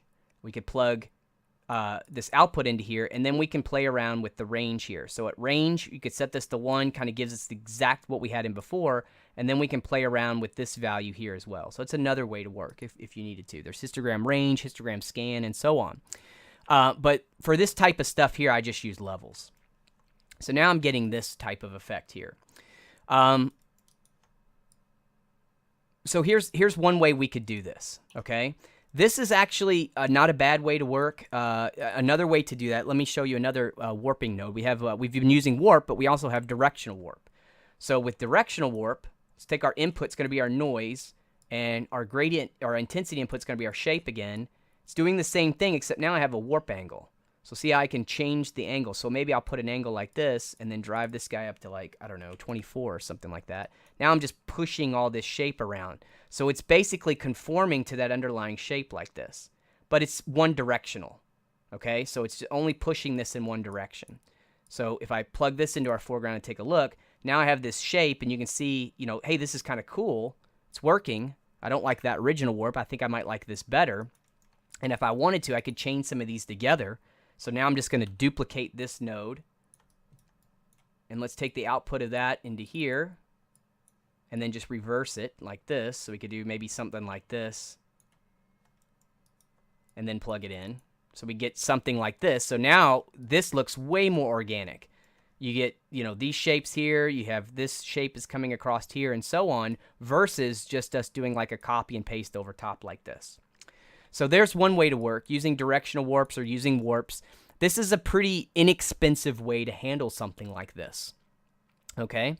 However, there's another way we can do it, which is going to be a bit more accurate, but it's going to be a bit more computational heavy, but it depends on your graph and what you want to do. So we also have a node in here. We have a vector morph and a vector warp. And here's, again, they both have color variants. Let's do the vector warp grayscale. So now what I'm going to need is a normal map. Since I've reprocessed this range here, let me just plug this guy back here like this. And again, let me just move everything so it all makes sense. And there we go. All right. So we have this normal node here. Let's create another normal, just so it's off to the side here. We could reuse it here, but I'm not going to do that. So we'll come into here and maybe type in something like 24 into here to get all this normal information. This is a vector, so we can plug this in as our vector map. Now let's grab hold of our blur here and plug that into the input of the vector warp grayscale, and then double click. Now you can see that if we come over here and adjust our intensity, we're able to warp this stuff, this texture, based on the vector data here. This is going to be much more accurate and give us a better result than what we're doing through here. But the downside is it's a little bit more computational heavy in your graph. So now let's plug this guy into here and see what we get. So now we're getting something more like this here. So we could do, either way on how we want to work with this. We could use these directional warps like this, or we could use the vector warp. Maybe for just this, we'll just use this vector warp here. All right, so real quick, let me just jump back and I'll show you, in this workflow here. That's what I was doing here. So you can see I was taking that same noise and using the vector warp into here like this. Okay, so the next thing that we want to do with this guy, we're going to continue on kind of adding more information to this. So we don't need that blend. We have our vector warp here. Now, notice still this guy it's basically everything's kind of running vertical like this, right? Because this is a vertical texture, and so it's running vertical. But what I'd like to do is maybe make some like kind of cross-hatching type stuff. So I could, of course, duplicate all this and do it again, but an easy way to handle this is now we're going to use a new node, which is very common in Designer, called a transform. So I'm going to hit my space bar, and you have this transformation 2D node here. So we're going to plug this guy into here. So now, we're going to plug, let's see, how do we want to do this? Yeah, we'll do it this way. So now I have this transform node, and I can scale my texture. I can, do a transform, and I can rotate it. So what I'm going to do here is I'm going to rotate it, but I want to make sure that I snap it perfectly here to a certain degree. So I'm going to hold down the shift key and just snap it so it's completely horizontal now. So now we have basically coming into it a vertical texture, and then we have a horizontal texture. So here's our vertical, and here's our horizontal, both of which are, let's take these guys and move them out here. Both of which are being driven here by this vector warp. And so now I've got horizontal and vertical, and now I want to blend these two guys together. So I'll hit a blend, put this one here in the foreground, this guy here in the background, and then I'm just going to multiply it. So now I'm getting kind of like a crosshatch thing here where I'm doing a blend between the horizontal and vertical stuff. And I can play around with this here in the opacity. I could also play around here with the intensity of my normal map so you can see how much distortion this is actually going to bring here, or warping. So maybe I might pull this back a little bit and get something more like this. So now I was able to create that type of effect here for these small details like this. Okay, so we're going to save that. And again, let me just pop right back over here. I just want to see how I finish that guy off. So then I introduced that as the slope blur. That's right. Okay. So the whole purpose of this guy here was to create a map or a slope that I can use to do this slope blur here. So again, we're going to do a slope blur grayscale like this. And this is going to become our slope. And our grayscale is going to be our rock shape like this. So now we'll set our samples all the way up. We're going to set this to min mode and then just adjust here our intensity value like this. Okay, now this guy is coming into here. Let's see, I think what I'm going to do is come all the way back. Now, in this case, this might be biting me using that cheap blur like that. So let me do a quick experiment here and do a high quality blur.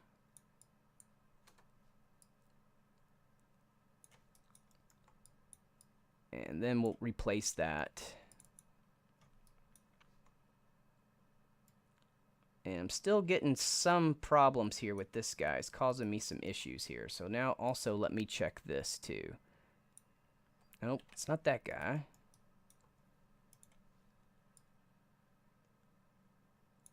So yeah, I'm just trying to figure out which one of these nodes here is causing me some problems. Let's see here.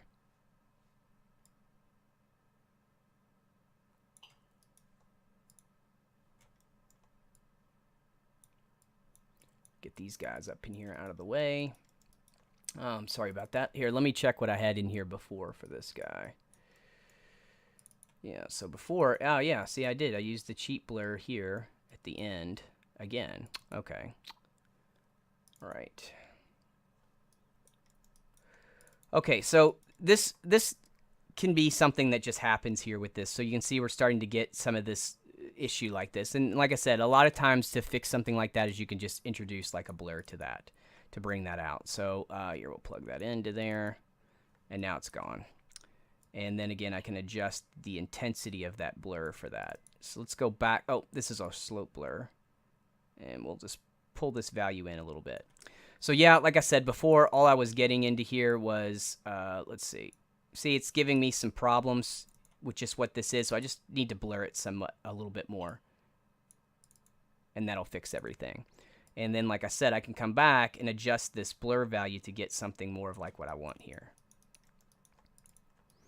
Okay, so that's creating that piece, and then we can, again, like I said, always go back into here to the shape and then start to play around with this to produce, you know, more shapes and things like that into here on how this shape here is going to work. So you can get different rock shapes and so on.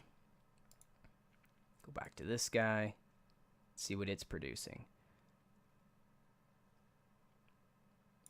And yeah, so in the end, it's just a matter of going back and just trying to also try to see, like, you know, what values you have. Let's see, that was the blur there.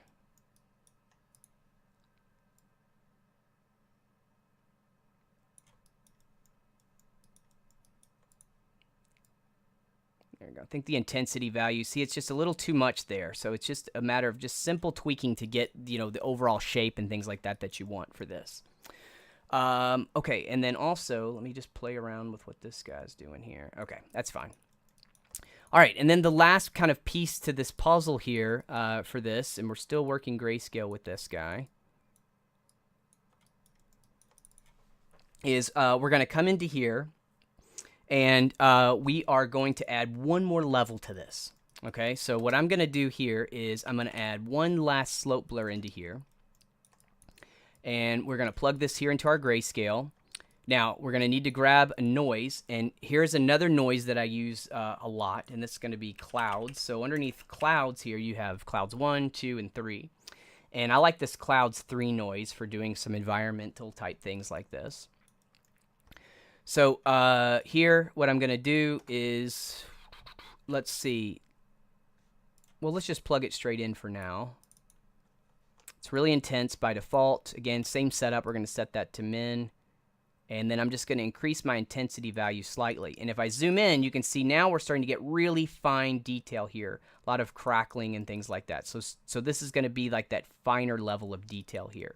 Now I might go back to this slope blur and bring this guy in a little bit more like this and so on. Okay, so I have this guy into place. Another thing that I could do with this is maybe I want to invert this texture. So you might find yourself doing that a lot as well.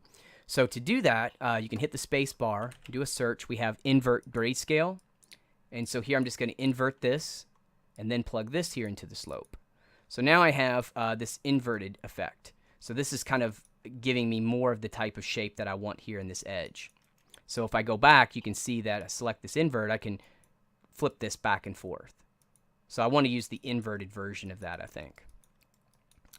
Okay, so now here, what I'm going to do is just plug in my normal map into here, and then my height into here, and then drag and drop this into my 3D view. And so I'll just move my light around so we can kind of try to see what we're doing here. And here's the kind of rock, you know, look that we're getting here, this shape. And like I said, you can also come over into here into these cubes and adjust these guys to get different shapes out of this completely. So we could try something like that, and now we're getting kind of a really nice edge into here, and you can see we're getting kind of this layered kind of layered look that from this rock part here, which is what we want to work with. Okay, so that's going to be part of this shape. And again, we're going to bring this back. Okay, so the next thing that I want to do is look at doing something a little bit more interesting with this here. So here, I'm going to leave these in here so you guys could see what I was doing there with that. So let's go ahead and just save this. Okay, so this could be like one type of shape. And then, like I said, we also have these controls here for, helping us to build out, different shapes. So now just that single, move of that position, I get a really nice kind of edge here and here. So this is starting to shape up for me pretty cool, just by moving some of those edges around like that. Another thing that you can do that's kind of helpful for visualizing this, so right now I'm in my real-time viewport, it's kind of a little hard to visualize. So another thing that I do is I create my ambient occlusion map. So here I'm going to hit my space bar, and I'm going to start to type in HB. This is going to stand for horizon-based ambient occlusion. That just brings us to our ambient occlusion node. So this guy just takes height as input. So I'm just going to drag my height into here, and then bam, with this, you get a really good result for ambient occlusion, and you can just adjust this height depth like this. So now I'll bring this guy over into here. Let's come back to our base material. So left click, single left click, and for the occlusion, let's enable this. So I have ambient occlusion, and we'll drag this into here. And now here in my viewport, we start to see, because of the ambient occlusion, we start to see a little bit more of that form. So let me just increase that height depth a little bit more like this. Now here in my 3D view, like I said, it's starting to take a little bit more shape here. Because again, I'm using the ambient occlusion so I can really see what I'm doing here. And then if you want to start to see what this looks like, like I said, this base material is kind of like your modeling material. I could come back here to the roughness and lower this and say, okay, well, here's what it looks like if the rock was, had some roughness to it. I'm sorry, some smoothness to it. Maybe here I want to come in and make it like, kind of like brown. This is maybe play around with some of the coloring and so on like that if you want to, just to get a quick idea without actually doing color what that's going to look like. But like I said, I use it as the modeling material for right now. Okay, so these guys here are just for me to visualize quickly what's happening. All right, so the next thing that I want to do with this, I'm happy with this shape, let's say, for a height for a rock. And we're going to use that. So we'll save this. Now, the next thing that we're going to do is I want to add a variation to this. So we already have the cube shapes, which let us do variation, but I want to add something else to it as well so that I can do more variation. So what I'm going to do next is I'm going to show you how to like scatter or duplicate something. So again, I'm thinking back to my 3D programs. This is like me doing like some kind of duplicate special in Maya or something like that. So one of the ones that I found that was kind of cool to do this with was this splatter circular. So you can see that it takes, you have this pattern and you can do different patterns. So I could do like a square and so on. But what I want to do is I want to take my shape here, right? And I'm going to plug it into the pattern input. Just double click so we can view it here in the 2D view. And for the pattern here, I'm going to set this to be image input. So now you can see here, I see my pattern. So let's set the pattern amount down to something like maybe 4. Okay, so this definitely isn't what I want. But I can decrease the radius. So let's start to bring these guys together. So now I'm getting something like this. We'll play around with this radius random a little bit. Let's, again, this takes me a little bit to kind of mess around with these, so just bear with me for a moment here. Let's adjust our scale. Maybe I'll take this to like, close to 2, 1.6 or so. I could play around with scale random. So we'll do, a little bit of change here. Let's play around with that spread maybe. Okay, so maybe something like that. A little bit of a spiral factor. My angle random. Let's see, radius. Whoops.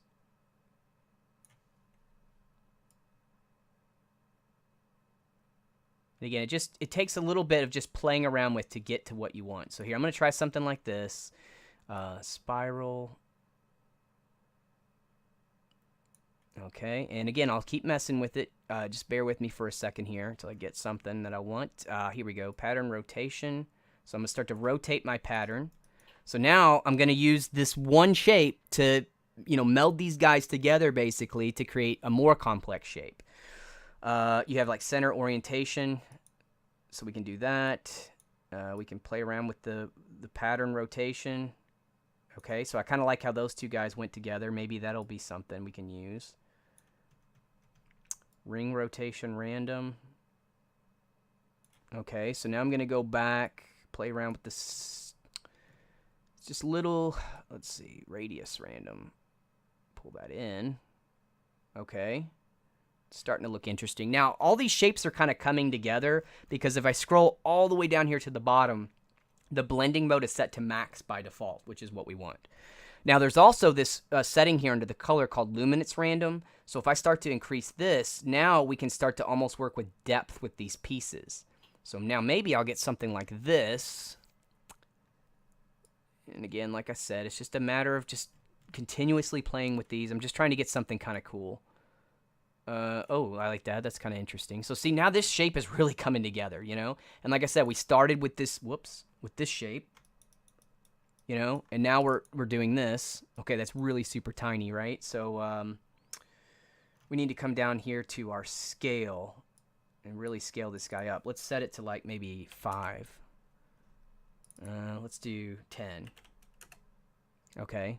So now we're getting this, but because I set that scale, I need to go and tweak some of the stuff here.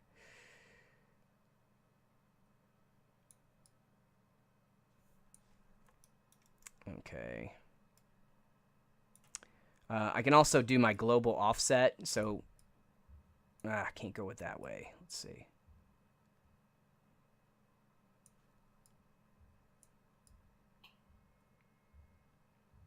I think I want to keep it this way here. There we go. Let's try this. Sorry. I'll try not to play with this too much. There we go.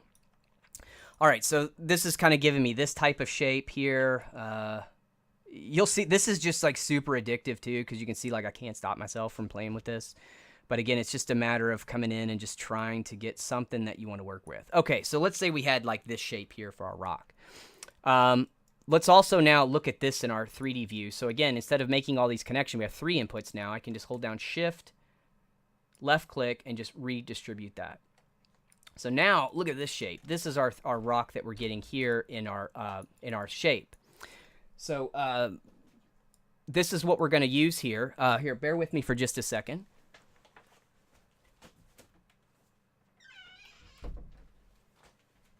Sorry about that. My 3-year-old son's trying to creep in here on the webinar. He's real interested in this, of course. Okay, so like I said, this is the kind of the rock shape we're getting now, and it's a much more complex based on what we have here. So now we have these two guys in place, and this is when things are really going to start coming together, because now we can go back to like say this shape and our cube shape and mess around with our position. So if I move my position around, now I get a totally different rock shape here. So now here's what I'm getting. And we'll move this guy around.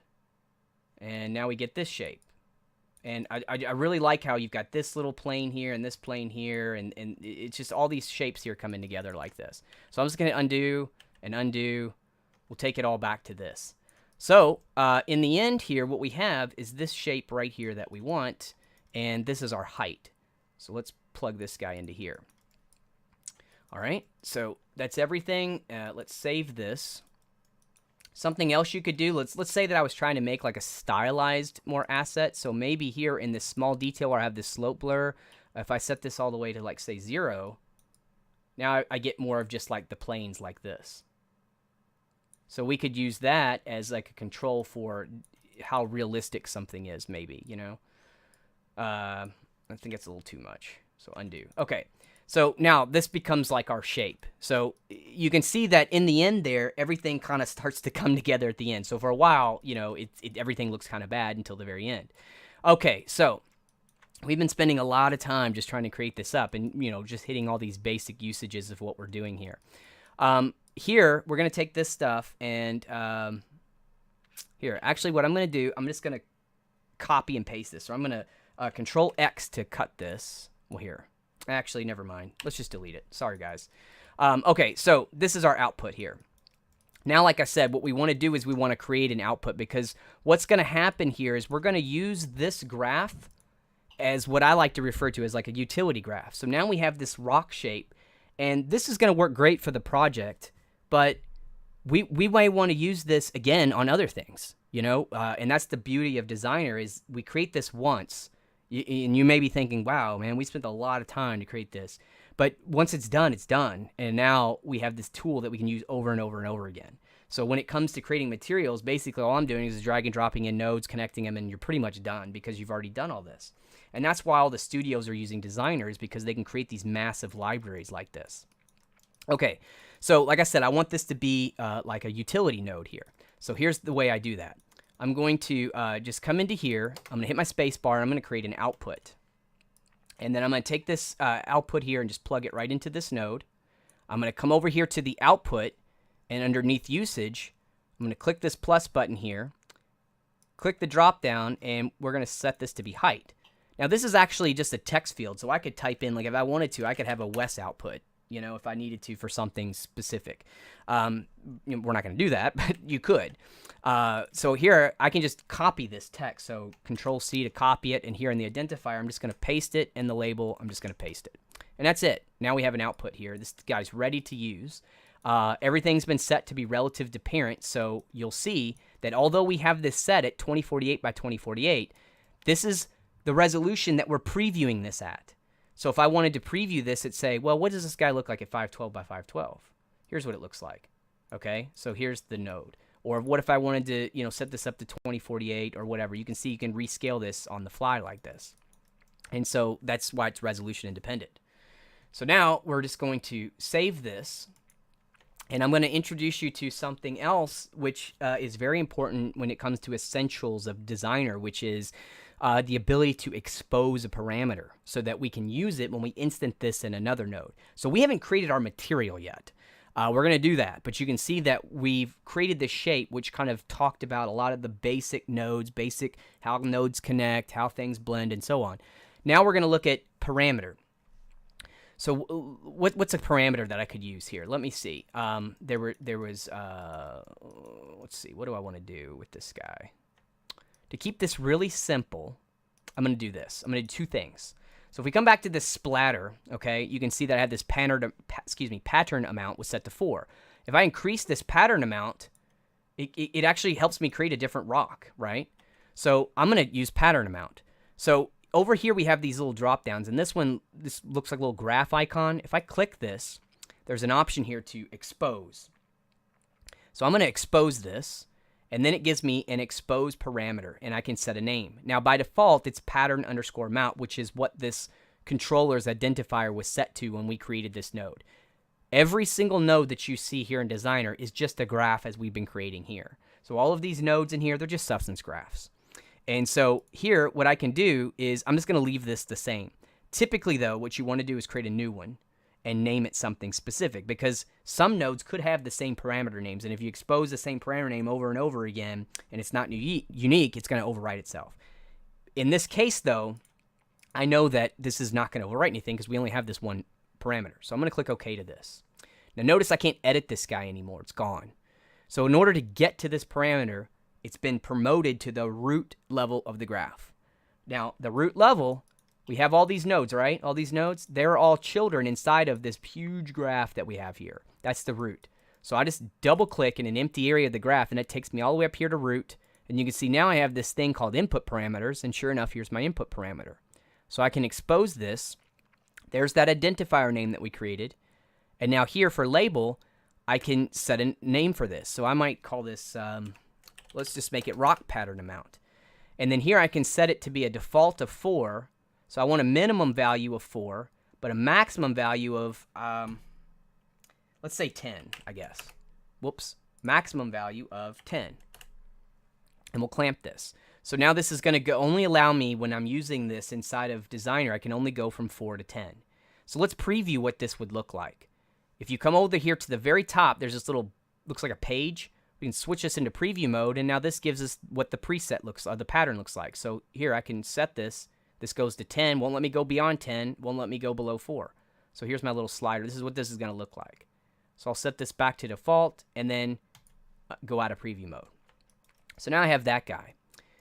Let's also come back all the way over here to this cube node, and I have this orientation offset. This is this little widget. I want to expose this as well. So I'm going to come over here, and I'm going to click this graph button here and choose expose. This time we are going to give this a new name. So we'll say new. We're going to say cube underscore offset underscore 01. And I'm going to say OK. And now that it's set, I'm going to say OK. Let's do the same thing for this guy. Orientation offset, expose, set a new name, cube underscore offset underscore 02. So now we have 2 of these guys. Double click to get to that root level of the graph. Here they are. And if we look, we're going to call this one, we'll call this cube 01. That's the friendly name. And the friendly name here for the label is, we'll call this cube 202. So now we've exposed these patterns here that we can work with. And that is how you expose patterns. Now, this gets much more complex when you look at like intermediate level or advanced level of Designer. You can create whole graphs of themselves, which are called function graphs, where you can actually use math and things like that to create really complex scenarios for these cubes. But everyday use of just exposing a parameter so you can tweak it in another graph, it's that simple. You just see the parameter you want to expose and hit expose, give it a name, and it's ready to go. All right. So that's it for the rocks. We finally did it. So now underneath our rock ground here, this package, I'm going to right click on this guy and I'm going to say a new substance graph. So we're going to create a new graph. It's going to be empty again. And I'm going to call this Rocky underscore, let's see, Rocky underscore ground. If I could spell. Okay, there we go. And then we'll click OK. So now we have Rocky underscore ground. So now we want to create our material, and this part will go much faster with. So we're going to start the same here, spacebar, base, whoops, and we're going to use our base material again. We're going to right click and drag and drop that here into our 3D view. I'm going to set the material preset here to dielectric, and my roughness value is going to be fairly high for right now. Okay, so we are going to use this the same way that we've been working. Now, the first thing that we want to do is we want to start to look at our basic shape. In our case, that's going to be our rocks. So now we can just left click and drag and drop this graph here that we created, this utility, as an instance. Notice that it now automatically has its size set to 512 by 512. That's because its parent size is 512 by 512. So if I switch this to 2048, it now resizes itself to 2048. Now we have our height output, and we have this cool, here's our 2 cube positions, and we have our rock pattern amount. So look here, we can change our rock pattern amount. We can come into these little graph widget, these little widget icons here, and create shapes like this. You know, change this around to get something that we want, like this.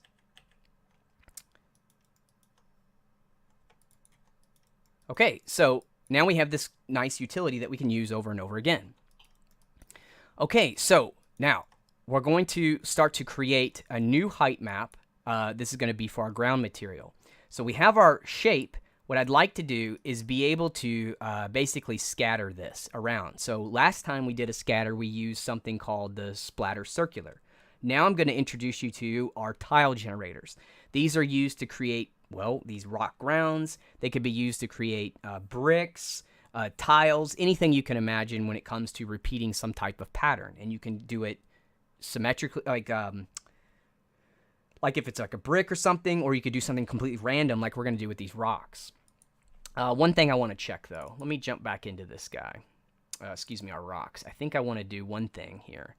What happens if I go back into this guy? Oops. Could I set this to be? Yeah. I tell you what I want to do. I'm going to set it to where I could do 1 to 10 because I kind of like just having that one texture, that one rock like that. So let's do that. So minimum 1, default 1. Sorry, we're going to make a change there. Okay, so now we're going to come back to this guy.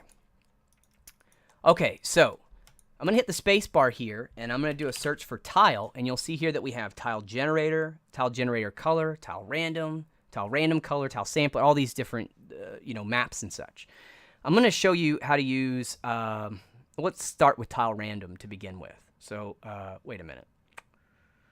I'm just thinking, no, I want to do tile generator. Let's do tile generator. And you can see that right off the bat, it creates, well, a tile like this. So what we're going to do here is, let's see here. Instead of the pattern being brick, we're going to set that to image input, okay? And here for the pattern input 1, we can drag in here our height. So now you can see that, okay, well, there's our shape showing up for us. Okay, that works. And we have this 10 by 10. So I might play around with making this maybe, I don't know. Here, let's do like a 7 by 7 maybe. We'll switch this. That's our tile amount. There's tons of control in here, as you can see. So what I'm going to do here, and this is just, again, another fun part where we start to just play around with this. So I might adjust the scale to this guy. Let me scroll all the way down here towards the bottom first and make sure. See, the blending mode is set to add. We want to set that to max. So we want these to kind of merge together as they blend. Let's see. So the next thing we're going to do here is play around with things like our offset. So you can see we can offset this stuff, but we can do an offset random here. So we're going to offset random. Let's see. What else can we do here?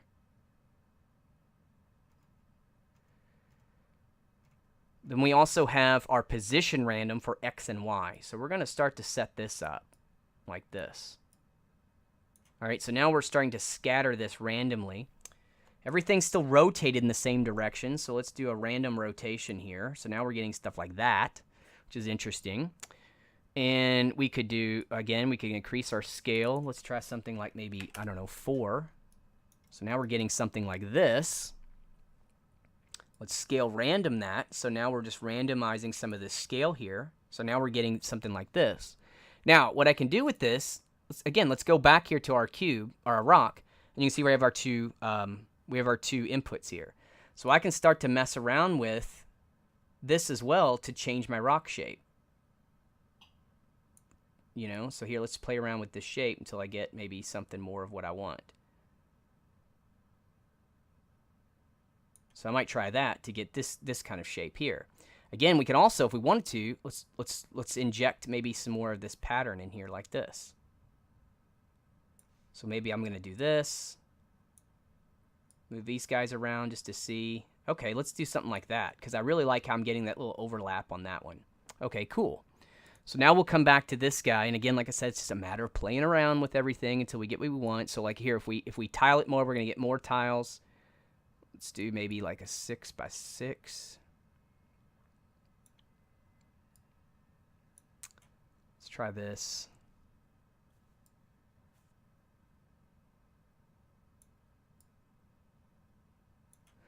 Okay. So you can see again, we're just changing our offset. This is our offset random.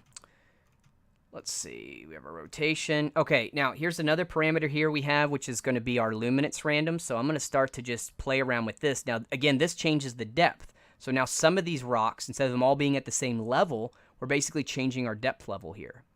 Okay, so now we're starting to get something. What we need to do is be able to look at this in our 3D view, right? So let's do like we did before. Let's come in here in our space bar and create a normal. So we're going to create a normal out of this. And I'm going to set this to like something like, I don't know, 24. So we can see it. I don't know, maybe 12. It's probably too much. And then I need to come into here and create my normal input. Let's drag this into here. Okay, so now we're starting to get this shape. I'm sorry, this rendering here in our 3D view.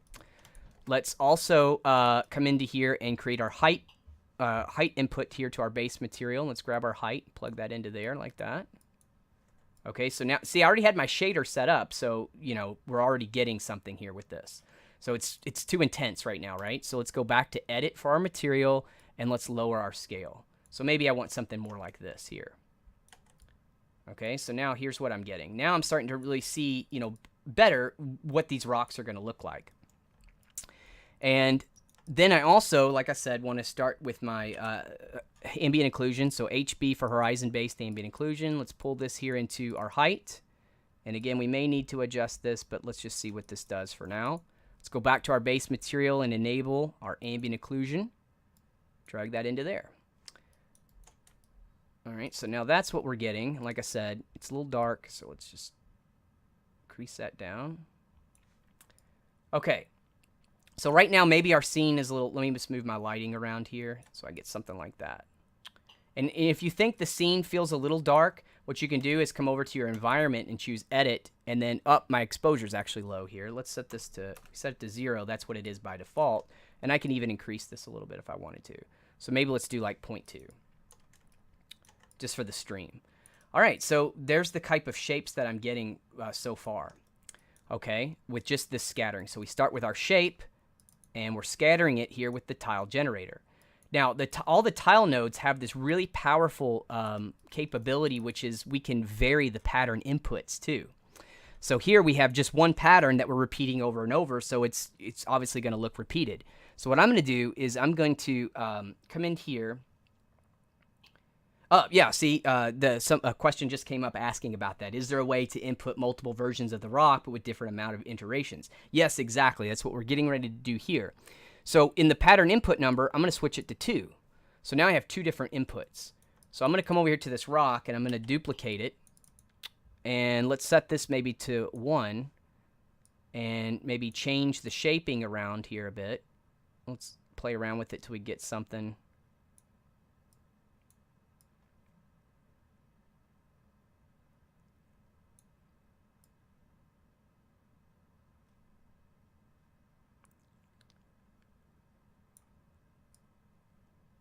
Just trying to make a variation here to this. We'll try that, I guess. And now I'll plug this into pattern input 2. So now I get this different rock shape coming into here like this. And if you look at this, the pattern input distribution is set to random. So it's randomly switching between these two pattern inputs here to get this shape. Here, I can even go back. What if I switch that to 1? Yeah, and then I might switch this one.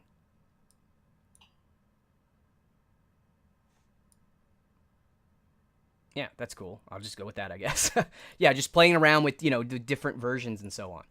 Okay, so I had this shape, and we had this shape. Okay, let's do it one more time. So this time, let's grab maybe this guy, and we'll duplicate it. And we'll come into this guy, and here, maybe we'll do something like that. See what we can get in our shape.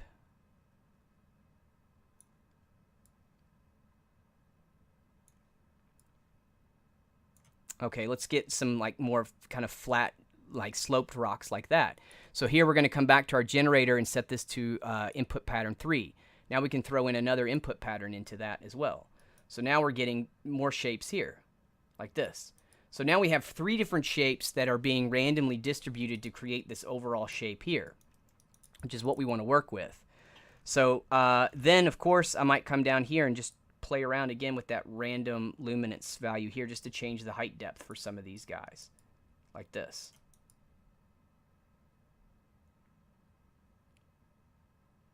All right, so here's the pattern that we're getting here. Again, we're following that same kind of setup. If we look at our workflow, let's save that.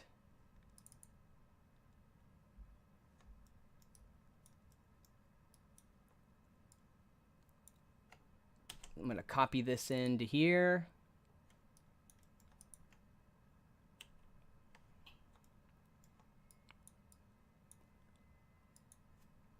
Get rid of all this stuff here, because this is going to end up just being our height when we get done with it. Okay, so grayscale, this is now our new height here. And notice also this is more easily managed as well, because instead of trying to do all this with one graph, your graph gets super, super complex. And when you're creating your materials and your nodes, it's always good to try to think about doing what we've done here, which is subgraph this. So we had something very specific we wanted to create, and we also wanted it to be reusable. So we do two things. We create, the task is easier for us to create this shape. And then number two, this is something we can reuse. So we can have this as a separate substance file that can be reused in other projects. All right, so now we got this basic shape. Now let's take a look at adding some more like different like pebbling shapes and stuff. So now I want to introduce you to another node. This one's my favorite, the tile sampler. So the tile sampler is going to work just like the tile generator, except it gives you the ability to sample other map inputs to drive parameters like scale or rotation and so on. So now what we're going to do, let's grab this guy and we're going to duplicate this. So now we have this shape. And here, let me play around with this guy. I'm going to try to use these little position sliders here to create something that's a little bit more rounded. Okay, let's do that.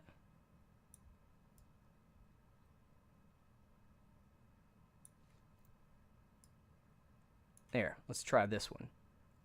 Okay, so we used our little node here to quickly create another variation. And we're going to plug this here into our pattern input. Let's go back to our pattern input and set our pattern to, well, pattern input. So now we have this. We're going to do our same thing here. We can play around with the scale just so we can see it for now. We want to do random rotation. And we also, we're going to do a little scale random here.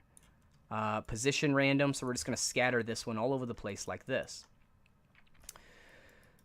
So one thing that's interesting about this is, let's say that I want to do an effect here where I want to scatter some of these pebbles around the edges of this kind of stuff like this. So what I'm going to do is use what we have here, and I'm going to create a mask. So I'm going to run a levels here and plug this guy in like this. And let me just play around with some of these levels here to get something I want. Okay, maybe something like that. And then I'm going to do a blur. So I'm going to blur this. Actually, here, I'm going to show you a trick. So if you want to do like, if you want to use something like this and get like an edge, I want to put like a blur, I want to make like an edge mask that I can feed into my tile sampler. So the way I do that is, let's see, I grab the invert node, so invert grayscale. So we invert it, we blur it, and then we're going to multiply it back over itself. So we just grab here our blend, plug this into the foreground. Let's take our tile generator into the background and set this to multiply. Actually, here, in this particular case, I need to set it to subtract, I think. Whoops, sorry about that. Nope, that should be right.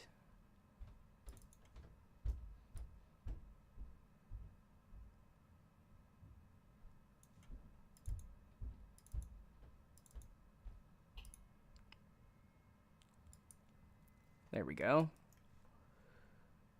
Let me just get this set up, and then I'll kind of explain what we have here.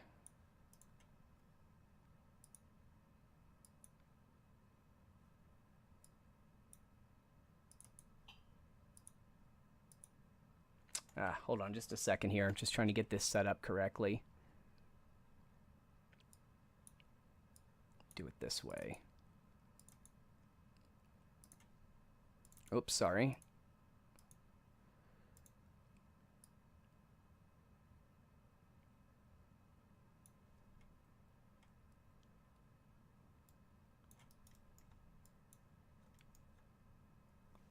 All right, bear with me for just a moment here. I just need to make sure I get this set up correctly here. So let's see, invert this. It should be do this way.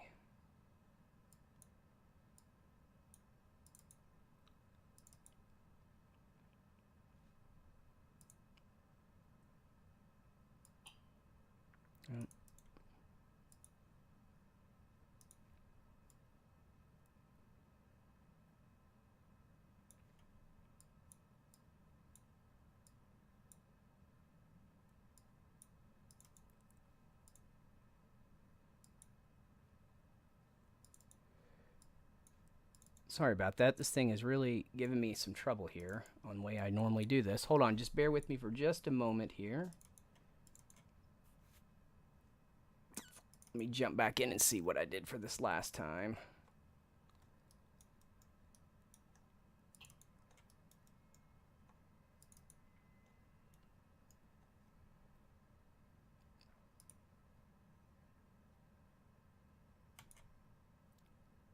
All right, hold on just a second. Bear with me. I'm going to show you a good technique that I had, but I'm trying to remember exactly the way I went through and did this here.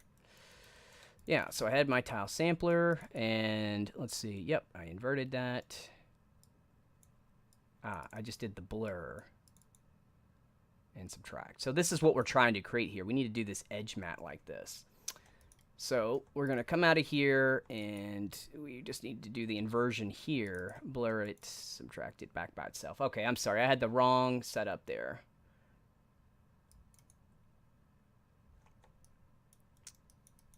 Completely. Okay, so what we're going to do, sorry about this, we're going to have this shape, and basically we can just invert this. So we were using the inversion node before, but one of the ways I'll also work with this is you could also use the levels here and then just invert your black and white output values like this, and that'll save you a space of having an extra node sometimes. So here we're going to get this. Then you want to blur it, so you get like a blur like this. And then what you want to do here is come in and we're going to subtract this back by itself like this. So this is the effect that I wanted to get. I'm sorry about that. I was plugging in the wrong thing here on the bottom. This is a technique that I use a lot to create these overall edge mats like this. So you'll notice if we come back now to this blur, we have this this gives us like a control for the blur here. And so this black area is going to be the rock parts. And this fade here, this is going to be where we're going to put all the rock pieces there. So now that we have this in place, what we're going to do is we're going to come back to this guy. And let's see here. Because this is the tile sample, like I said, you can take a map like you have here and use this for some type of distribution here. So let's do, I'm going to use this as displacement. So I'm going to plug this in here into the displacement map input. And then we're going to double click this tile sampler. Let's scroll down to where we have displacement map intensity. And I'm just going to start to just plug this guy into here. So this is displacing it. Let's see. Or it might be better to do, again, shoot, sorry. Let me look at what I did before again. I had it as the mask, I believe. Yep, mask map input.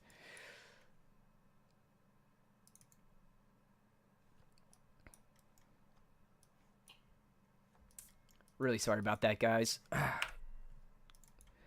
So the displacement map is going to, it's basically like, you know, in here where we had that position random, we're positioning it. We could also, you know, plug in some type of map that's going to control, you know, where we position this stuff in. So for example, well, here, we'll come back to that in a second. So we have position random for now. So the other thing we're going to do is we're going to plug this here into the mask map input. And then if I come down here to the mask map threshold, I can just start to, you know, use this map value like this. So this is going to place these rocks just in the area that we have here. Now another thing I'm going to want to do is scroll up here and let me just increase the amount of these guys like this. So we'll do 24 by 24 here. And then what we can do, there's like I said, there's going to be several ways that we can start to work with this. So for example, an easy way would just be to come in here to the blend, we'll plug this into the foreground. Whoops. And we'll plug this guy here into the background, double click, and then we'll set this here to max lighten. And so now you can see we start to get these rocks in here like this. Just as we did before, I can just hold down the shift key, left click to redistribute this link like that. And so now I start to get these rocks in this area, but the height is really, really intense. So what I use is this on this opacity, the way I'm using it, I'm sorry, this blend, I'll just use the opacity here just to kind of bring these rocks down to the level that they need to be. So you can do something like this.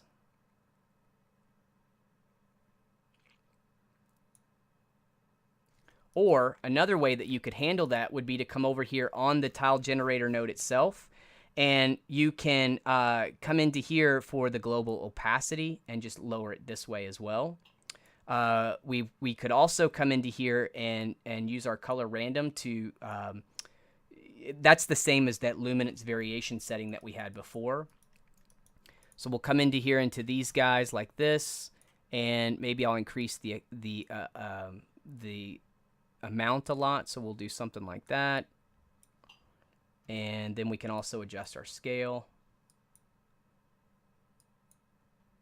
So now we're just kind of scattering some of these rocks like this based on what we have here for this map, which is going to be used for our mask input. And again, if I come back to the intensity of that, you can see as I start to drag that blur, which is going to, make the blur line a little less, then we start to get this, the effect is going to be more in line like this. So it's just not going to be as many here.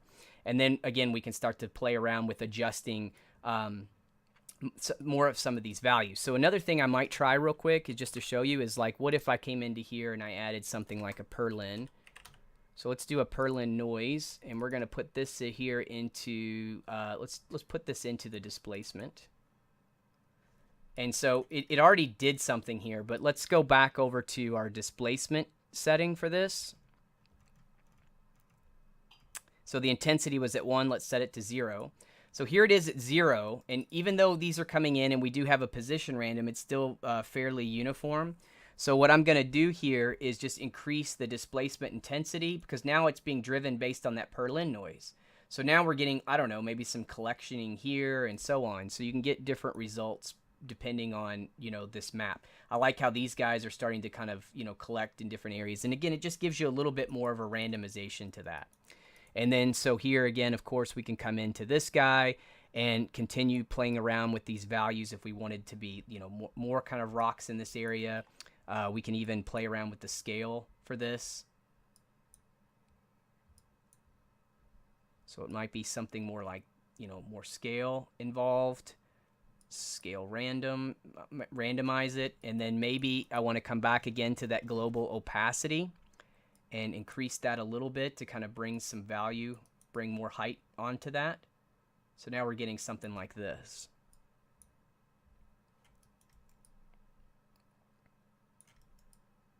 Let's see, another thing that we could do, again, just coming back here to our mask threshold. If we play around with that, we can also pull out some of these rocks here again too.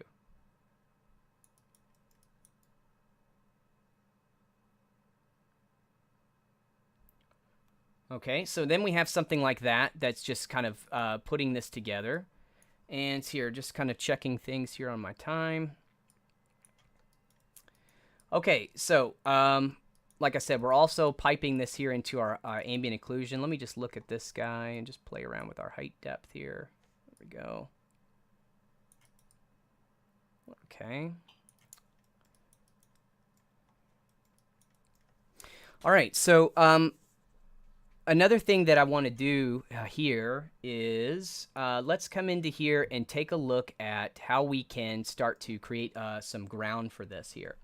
So what we're going to do into this section is, and again, I'm going to try to not go as in depth onto that with a lot of intricate detail, but let's just try something like here, like this generic cloud here. And then I might take maybe cloud 1. Let's take these two guys here, and then I'm going to blend them together just to create, because I never use just one noise. I always blend noises together, to get, just to make sure I'm getting variation into things. So maybe, let's try, just different things here. Sub could be good.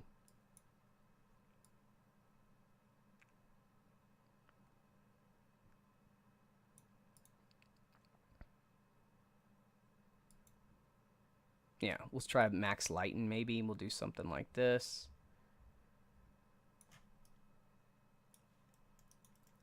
Okay, so here, we'll get something like this. And then another thing that I think that we'll try to do is we're going to come into here, and I'm going to look at some of my patterns now. So in here we have a patterns called cell.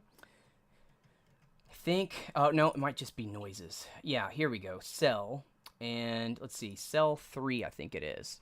So this one here, if you zoom in on it, you can see it's given us just some crack patterns like this. And if we adjust this hardness value, you can, make these lines a little thicker, and you can adjust the scale and so on. So what I'm going to do with this guy, I'm going to grab this ground plane that I have here, this ground so far, and we are going to use a blur. Let's just use the cheap blur for now.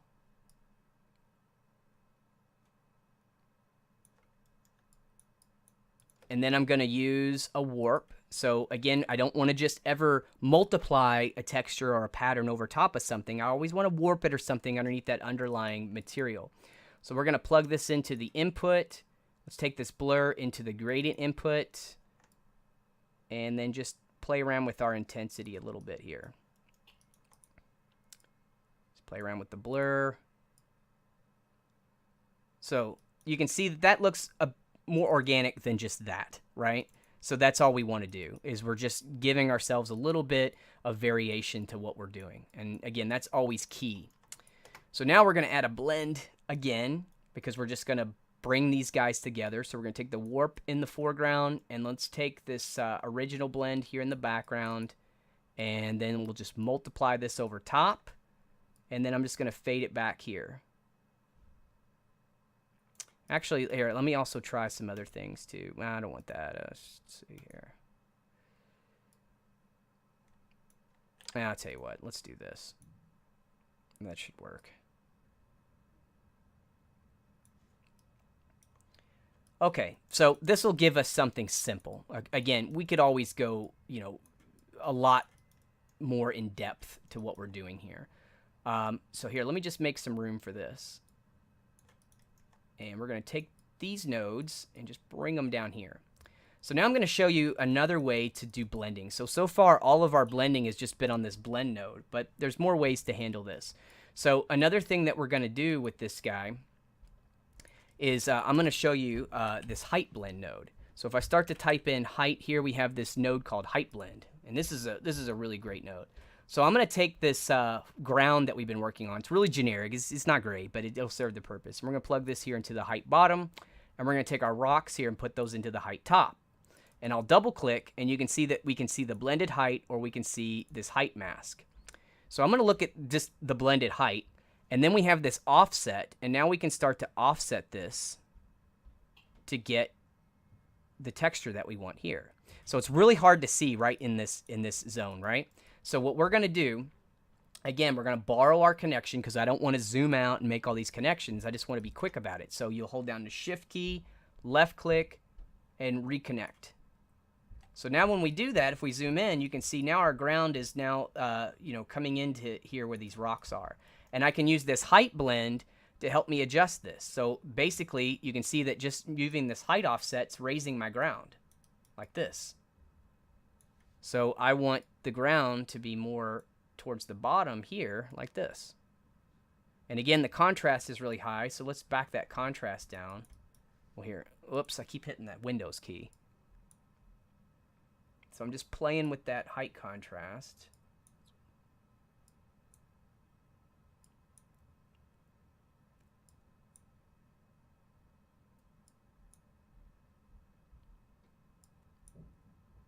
Yeah, actually, I think we probably want a lot of contrast on that. Whoops. Let's go this way.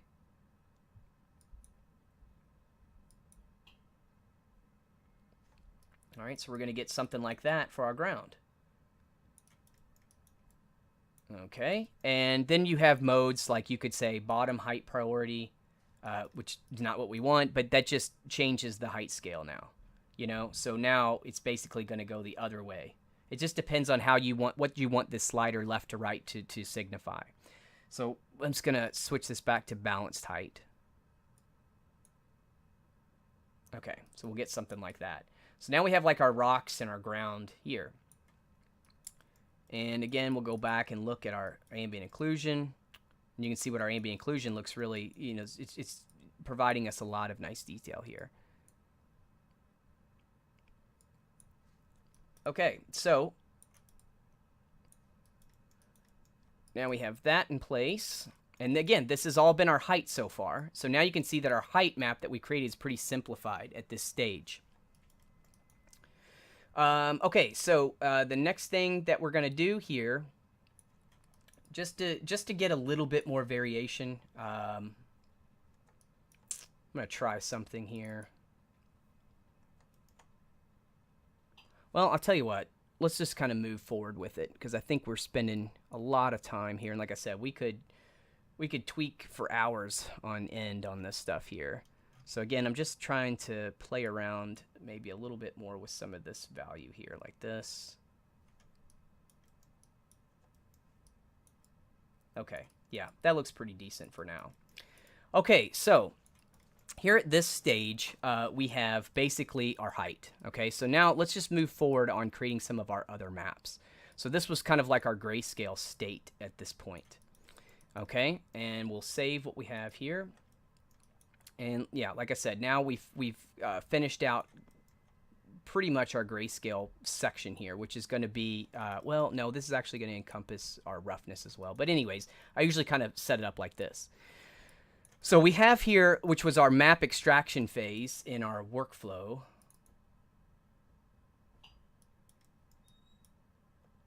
So we're going to grab these guys next.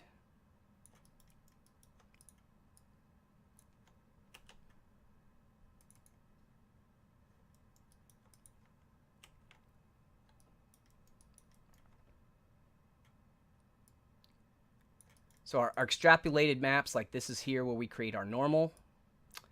Here's where we have our ambient occlusion. And now we need our roughness. Okay, so in the end, what we're going to end up having here is our base material. So now we need to get our roughness going here. Roughness is also extremely important because roughness describes the micro surface here. So we have our height, which is we put all this detail work into our height. And like I said, it's really easy to quickly extrapolate. Look, the more detail you have in your height, your ambient occlusion is going to come out really good. And your normal map is going to come out just fine because you have that information. But now, you know, we have our roughness. So now we need to kind of work towards our roughness through here. So, you know, a lot of different ways we could kind of work with this. So for one, we have our ambient occlusion. So let's take a look at this. Let's come into here and just, this is just a quick way that I kind of make roughness. Now, I'm going to preface this by saying, like, you should spend a ton of time on your roughness because, like I said, it describes so much detail about your material. The roughness map is always king, I think. It's like you spend most of your creative time there. But I'm saying we use a lot of our creativity and what we're doing to build up our height map, which we're then using to extrapolate some of our roughness. So some of that work is there already. But just in our case, what we're going to do is we're going to take our ambient occlusion here, and I'm going to pull this into this. And I'm going to invert it because we want all of the kind of like nooks and crannies and all that stuff to be really, really rough, right? So right off the bat, we get this as like a height map, which is not what we want. So what I'm going to do here is now use that node I talked about earlier, which is histogram range. And so we'll plug this guy into here, and we'll set our range. If we set the range, see now you can see that we can, you know, set the range, and then we can also adjust our position here. So I'm going to set the range down to something like maybe this, and then our position, or we could do it like this.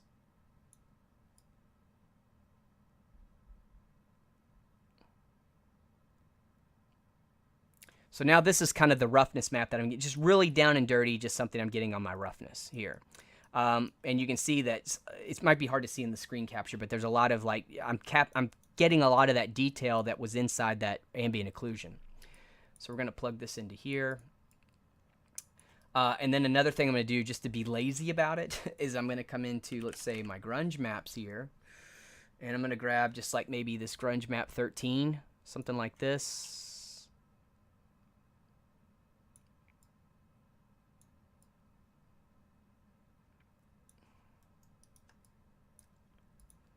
And I am going to do actually let's do a let's use the vector warp grayscale because we have a great normal map, right? We have some good info in our normal, and then we're gonna set this guy into here so we get this noise.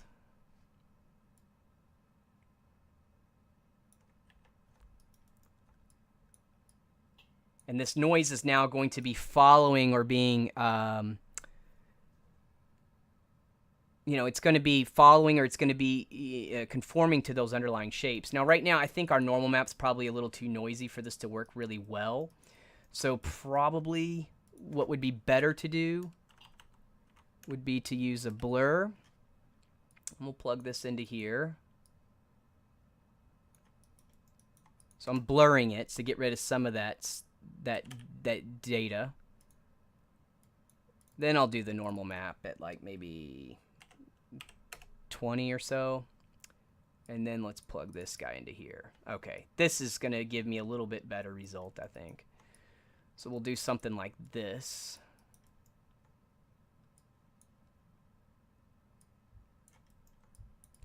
Here, let's get all these guys into here where they belong in the roughness frame.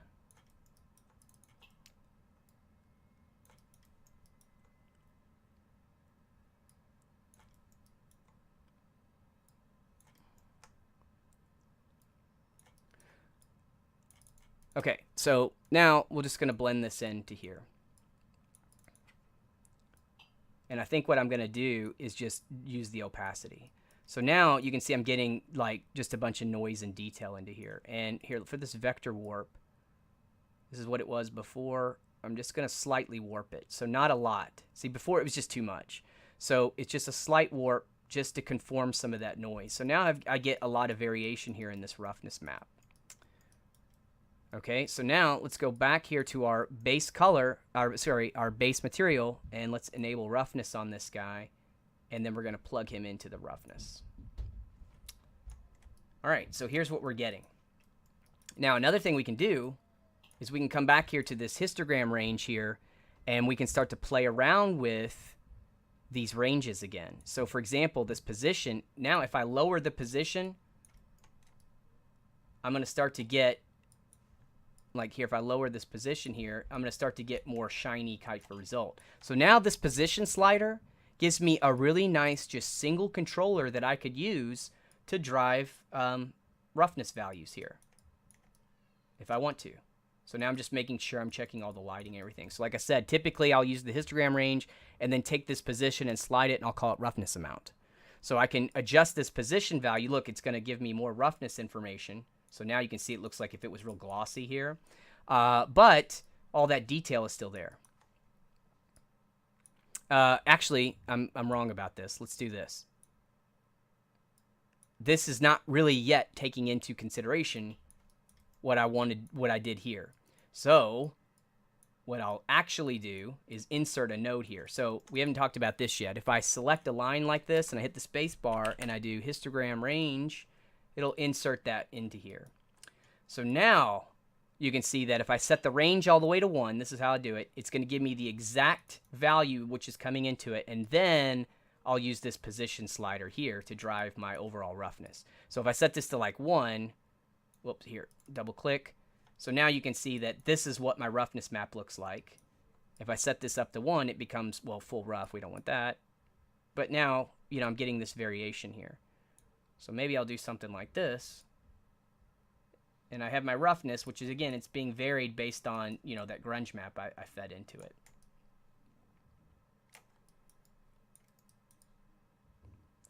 Okay, so that'll take care of my roughness. Now, what we want to do is take care of my ambient occlusion.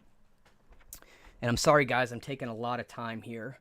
I'm trying not to make this like the longest webinar ever. So let's see here. The coloring part of this usually is pretty quick.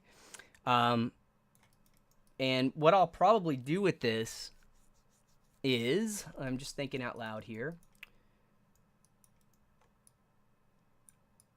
What I usually do is just colorize what I have for my height information.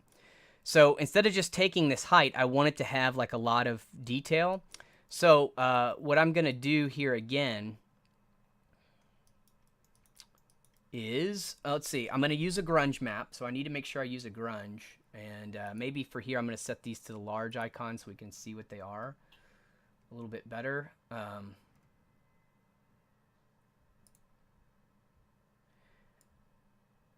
Okay, so again, I'm going to use grunge map 13. And then I'm going to use grunge map 15. I'm totally making this up as I go, so bear with me on this. Let's see, blend. And we're going to blend these guys together. Whoops. Like this. So we're going to blend these guys. And maybe just use the opacity. So I'm just trying to build a grunge map like this. Okay? So just like we did before, though, I want this grunge map to conform to the underlying shape. So once again, we are going to, let's see here, create a normal. I'm going to need a blur. So my high quality blur. You can see, again, I'm just doing the same things over and over. So we'll get something like that, and we're going to plug that into here to create our normal. Set this to like maybe 24 or something. Then we're going to use our vector warp grayscale and just lower the intensity. There we go. So if we look, this is the kind of details that we're getting here. So we had this, and we're just warping everything based on that just a little bit. Again, like I said, this vector warp that I keep using, this is a heavy process.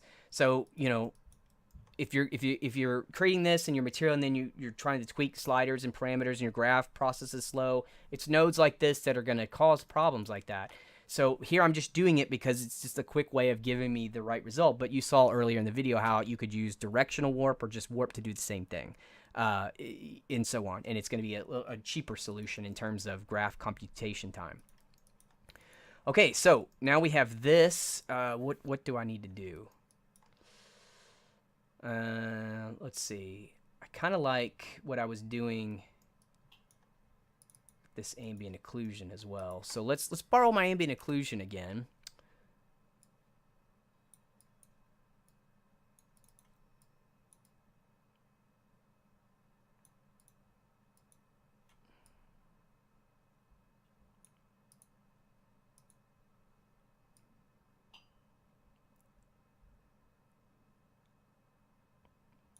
So again, I'm just playing around. You can see now I'm getting a lot of this kind of detail in here and so on. I'm just, again, building up something kind of grayscale to kind of give me something I can work with here when I go to colorize this. And we'll see if this works for us. Okay, so now the next thing that we're going to do here is we are going to create ourselves a gradient map. And so the gradient map takes a grayscale as input, and you basically have this little gradient going from black to white. And if we click the gradient editor button, let me bring it over here on screen, we can now pick keys to create colors. So for example, if I set all the black areas to be red, they're going to be red. And if I set all the white areas to be, let's say, blue, they're going to be blue. And then maybe, and you can see how it's doing a gradient in between. So if I use this as my color map, we're basically colorizing the black areas to be red and the white areas here in this grayscale input map to be, blue, and then it's just going to follow along. So the more detailed you make this map coming in, the better it's going to look. So we're going to use something like this.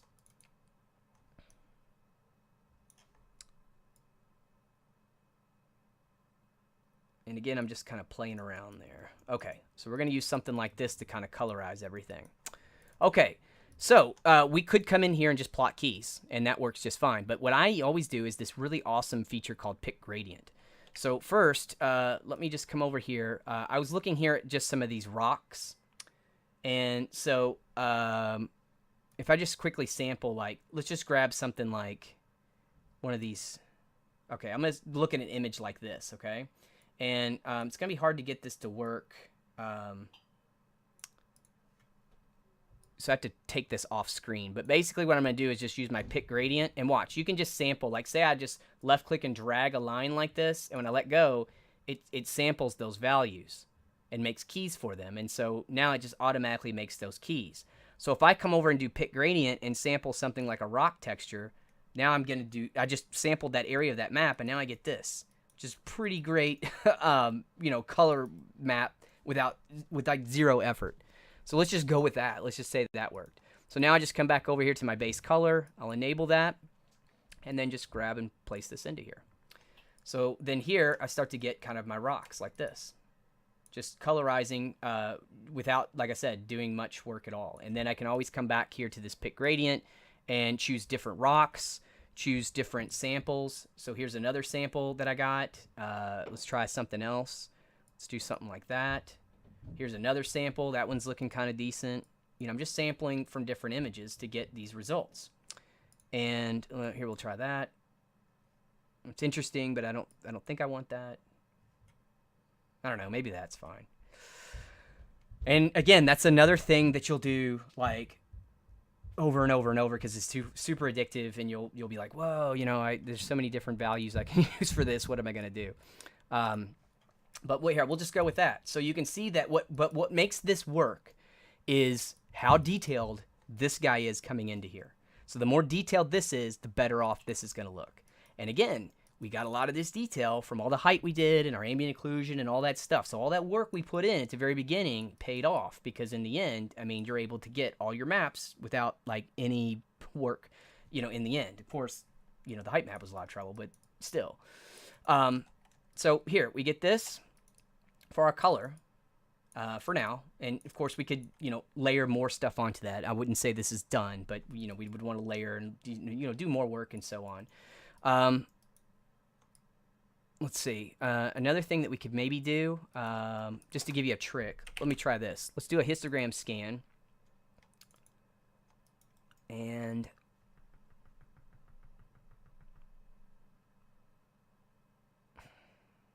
I'm just thinking out loud again.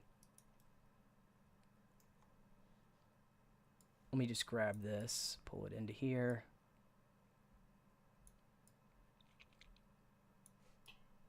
So this here, this histogram scan, you can see that it just scans out, you know, parts of the rock like this. Not sure this is really going to give me what I want, but basically another idea would be go in and try to figure out, like, make a mask so you have some rocks or different colors. Right now it's all pretty uniform. Another way that we could do this would be if we come back here to where we created these rocks to begin with. So if we wanted to, if we look at this guy, we could do... let's see here. Oh, here's an idea. So I'm going to put a levels here to create a mask. We'll see if we can get this to work. I don't think this is going to work the way we have it.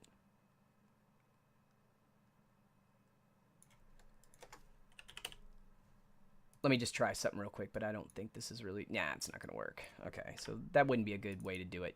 But another thing you could do, I guess, in this case, just thinking off the top of my head, there's like dozens of ways to do this. But, of course, you could come in here, and you could do, like, random masking here, too.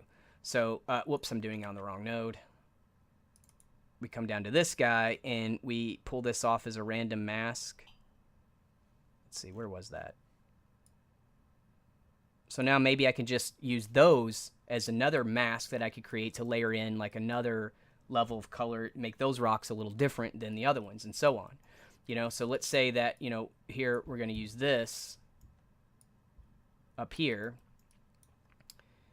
And let's grab this gradient here and we'll duplicate it. And let me go back to my rock image. Gradient pick. Maybe get something a little different. And then I'm going to do a blend here. So let's blend this guy and this guy together based on maybe this mask. And then we'll plug this in. And so here you can see I'm starting to get just a little bit of variation on some of these rocks here. So now what I can do is maybe go back to this guy. We'll scroll down here towards the bottom. And, I don't know, play around with some of these, oops, I'm sorry, I need the random mask. So maybe do like that. So now we've randomized that mask a little bit. So now we're just getting a little variation into that color here. And again, I might want to go back and just do my pick gradient so that it, you know, or maybe not even a pick gradient. Maybe at that stage, it's going to be something more like, ooh, that doesn't look good.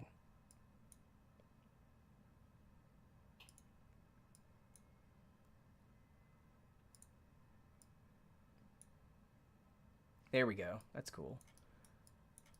So those have just a little bit of a different look to them, you know? So something like that. Again, that's kind of down and dirty, but the idea is that, you know, you want to vary and you know, vary these as much as you can. Now, another thing you could do instead of doing that, so that time I used a mask for that to do that rock. You could just throw out like a grunge map into here. So instead of doing that, let's just throw a grunge map in here and just do that. Okay, so now I think this is probably gonna give me an even better result. So now I'm mixing between these two colors. So I had this one and I had this one, and it's being mixed in the opacity input here of my blend. So now if I play around, actually this is a lot better. So let's do that. So now this gives me more variation on these rocks and it looks a lot better, you know? So we'll do something like this.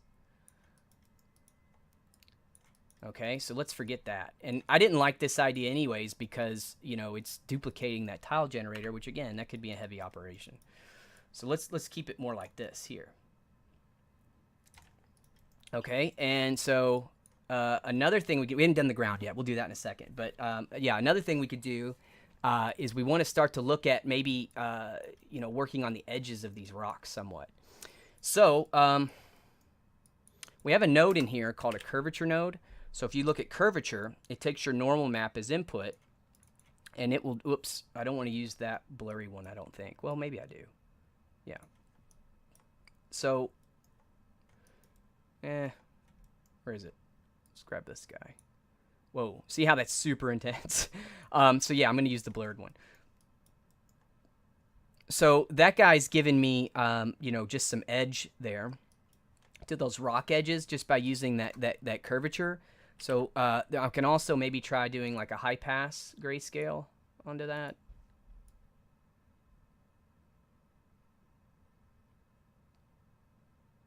No, I'm not going to do that.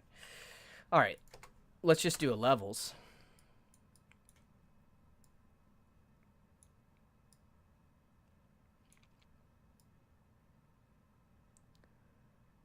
So maybe we can do something like this. Now we have this this gray map here. So a couple ways we could do that. You could convert grayscale to color by just feeding that into a gradient map, and that'll make it color. But in this case, what I'm going to do is I'm going to add a blend, and I'm going to use this output into this opacity like this. Then I'm going to take the texture that we had so far and put that into the background. And then for the foreground, I'm just going to use a uniform color node. Now this just gives me a node that I can just pick a color with. And I'm doing it this way. So now I have my edge, right? So what I'm going to do here is just plug this into the base color. And now I have some edge here. And what I might actually do, instead of just doing copy, let's do add. Okay, so that's brightened it up a lot, right? So what I can do now is come into this color and play around with this to get it right where I want it to be. Like this. Or I also can feather it back with my opacity as well. So here's what we had before. So nothing on the edge, right? And then now we have a little bit of edge wear on the rocks. Just on the edges and such. So that's how we can create our edging and things like that. So just another way. There's tons of ways to do this. I just went this route. But like I said, we could do it like... Yeah, what I'm doing here is just playing around with that levels for that curvature. Whoops, that's giving everything like full. It's adjusting the gamma, so I don't want to do that. So maybe it's more like this. Let's bring that in, and then adjust the gamma down just to get to the edge. There we go. See how I'm just hitting that edge now. And again, I think it's intense, so I'm just going to feather it back with my opacity. There we go. So it's just a hint of just some wear on the edge like that, you know, just some of the white edging here. And so that's how we're kind of building up like our albedo section. So like I said, we're doing the color there last. So there's our color. Oh, like I said, we need to do the ground as well, right? Let's just do that real quick. So this one's going to be really ugly. Where is that ground anyways? Oh, here it is. So let's say we had something like this, right? And let's gradient this guy into here. And I might just try to do a pick gradient just on that rock area again. Okay, so now this is, we'll say this is like our ground. And then here, what I'm going to do is just pull out a blend, plug this here into my foreground. I'm sorry. Maybe I want to do the ground as the background. And let's grab this color as the foreground like this. And now what I need is some type of mask, right? So I'm going to use just this guy here, and I'm going to bring the levels out. So again, you can see I'm not using a lot of crazy complex nodes or anything. I'm still using all of the same stuff. It really comes down to just making a lot of different masks, right? So now I'm just bringing all this stuff up to try to, you know what? That's not right. I want to do this one. This one had my ground involved. So we want to do just where we had the rocks, right? And now we'll go back and just do like a little mask here, something like that. I think we're going to have to invert it, right? So, well, I don't know. Let me see. It depends on how the foreground and background's mixed. There, that'll work. So then it's just plug this into our base color. So now here we have the ground like this. And like I said, it's ugly. I didn't put a lot of effort in the ground. But I'll show you one thing here that we can do with this. It's interesting. Is we have a tool here called color match. Whoops. So color match. And I'm going to plug this guy into here. And then I'll plug the output here into my base color. So that's not really what I want. But here you have the ability to do like some change here. Like what is this doing here? So parameter. That's coming in off that source color. Whoa, I'm sorry. I messed it up. I want it to come in off this. Okay. So now it's basically working off the average parameter color like this that's coming into here. So now what I can do is come in and just tweak around with this to kind of help like colorize this overall. Whoops, I plugged that into the wrong thing too. Sorry. This color match needs to go into my background. And then the blend needs to go into the base color. Okay, there we go. So now I can come in and just kind of, play around with this here like this. Just to kind of get that ground looking like what I want here. Another thing you could do is you could say, I want to base this off an image input. So the image input here, let's say it's this ground texture here. So now you can see like it will match whatever image input is coming in. So, and then from there, I can maybe try to tweak the hue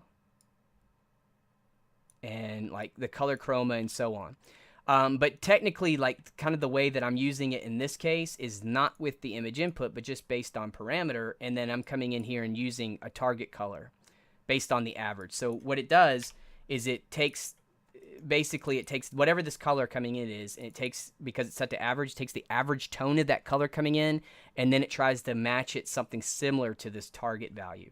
So I'm using that just to kind of mix things up a bit in here like this to get that to work. So another thing I could do coming into here in my ground that I think might go a pretty far way, if I look at my noises, actually, let's see, there is one in here, whoops, called dirt. Let's grab this guy. And I'm just going to blend this one in too. Let me just see what I can do with this.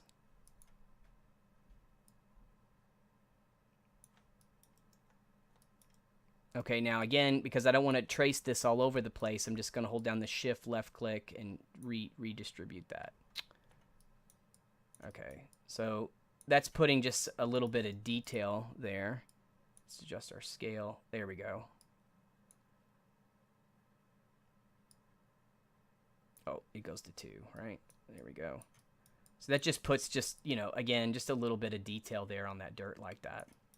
And the dirt needs a lot. Like we need to, we need to, take into consideration the edge and do a lot of things to that. But for now, I mean, just basically, this is kind of working for us. And I think what I want to do is rearrange the way some of this guy's working here. So put this guy into here. Then put this guy into here. If that works. Just rearranging some of these nodes like this. Now we get our cracks in. See how the cracks are starting to show up again? So now we get those guys into there.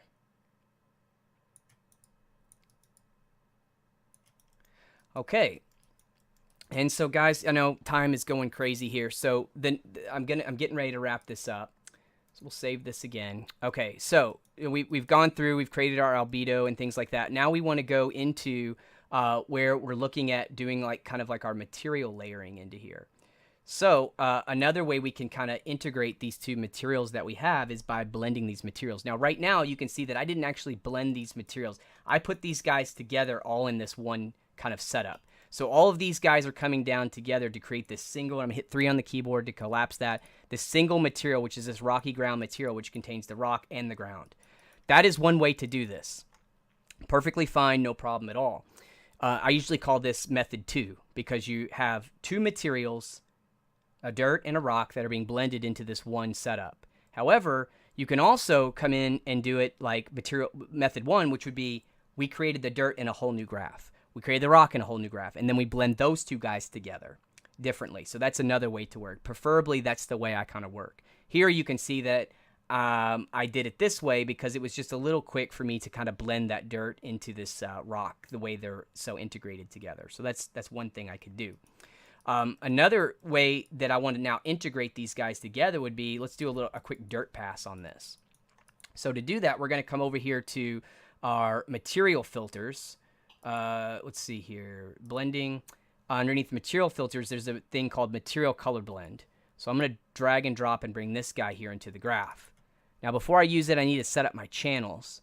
So like we don't have diffuse, we don't have specular. We're not using glossiness, metallic. We are using ambient occlusion though and height. So I'm going to set this up. Now, I'm going to take this material and plug it into this material like this. Okay, so now basically this is going to allow us to layer in a material that we create just using parameters. But it needs a mask, a grayscale mask input.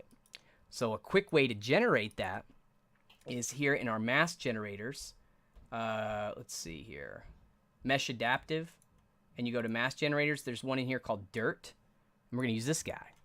Now, this one here needs two pieces of information really to make this work. Ambient occlusion and curvature. Well, we have ambient occlusion right here, which is this guy. All right, now we need curvature, and we saw how we can create that. So we're just going to do, I'm going to use the curvature smooth node and take my normal and plug that in, and then plug that into the curvature. Now, when I double click, this mask is being generated for us here, this dirt mask, like this. And I can plug this here into the material color blend. Now, this is outputting all these channels, right? So I can right-click, drag and drop that into my 3D view. Now, right off the bat, this went nuts, right? So a couple things we need to do. We need to take a look at our height. And I don't want this dirt to contribute to the height, so I'm going to set the opacity to 0.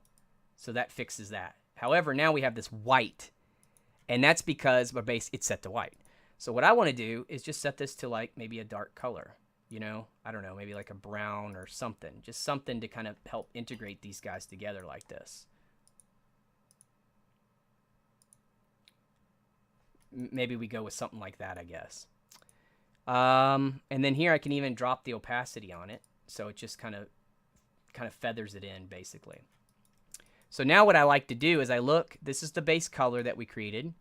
Here's our normal, everything's fine. Then we have our roughness. If we look here for this roughness, it's set to 1, that's what we want. If we set this to like 0, that dirt would become real shiny, basically. So we're gonna set it, you know, up to, I'm sorry, that was opacity. If we set it to black, you can see now that dirt would be like real shiny, which we don't want. So we're gonna set it to like white here. Our ambient occlusion, here's what our ambient occlusion looks like here for this dirt. Now, this is kind of overriding my ambient occlusion, I think. So what I like to do is just typically, let's see here. Oh, I'm messing with roughness. Ambient occlusion. I'm going to set this maybe something like, I'll drop the opacity on it like this. So we'll get something like that here. So this is our material layering phase. This here is our mask. And you can see that what we're doing now is we got a full material, which all these nodes are comprised of, and we're layering in a mask to layer in this material. So let's see, we'll save this, and let's go back here to my workflow. I just want to grab out what I have here for my, whoops, I'm going to grab these two guys. Copy. Whoops.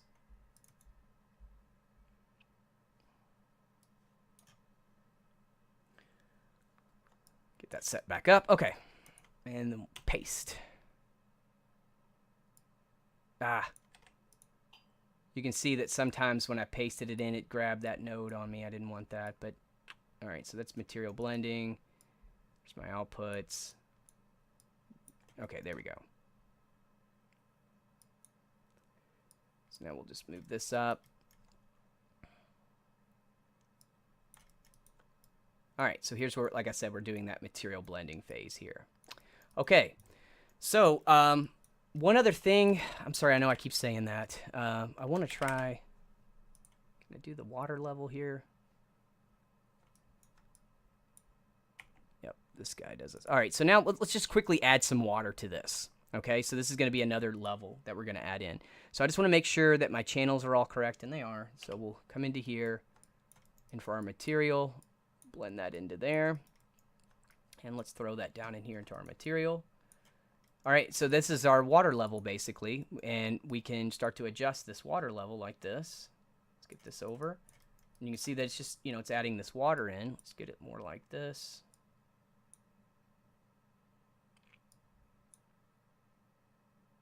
All right, let's do it like that. So where we basically had just some water wet stuff here in that mud, you know, so something more like that. And then we have this edge wetness distance. Whoops. Set it to something a little bit. And that'll kind of help us with the edge here, you know, for that. Like I was telling you, for blending that edge. And see how some of these rocks, the height's a little crazy. So what did we do? We had that set back here.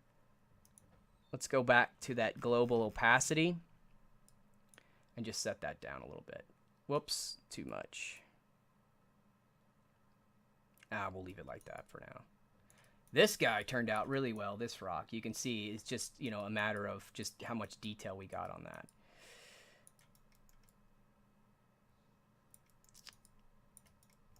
All right, so we just layered that in.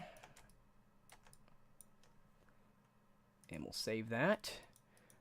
And there is our entire process. Now, the next thing we want to do, we want to create our material outputs, right? So what we can do is just come right over here to this node, and we can say create output nodes. And I'll say no for the hidden connectors, and there it is. It creates all of our output nodes for us, and we'll put those into the outputs.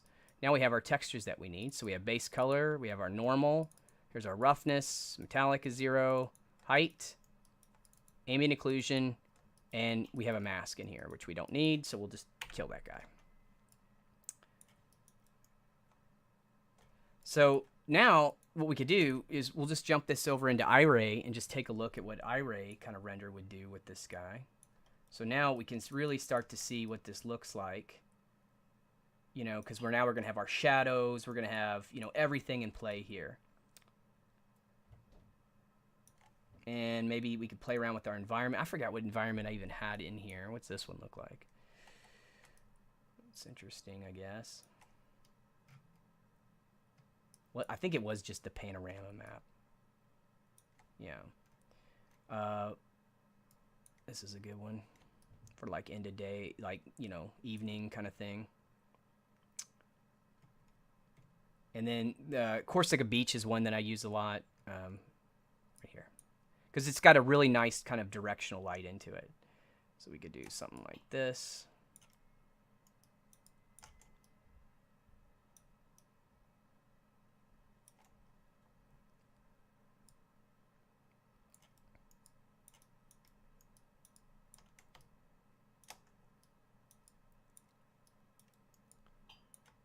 Yeah, so we can get in, just focus up like a nice shot. And if you want to set up your shot, like here, like the use window resolution, I have it set to 1920. I'll turn that off.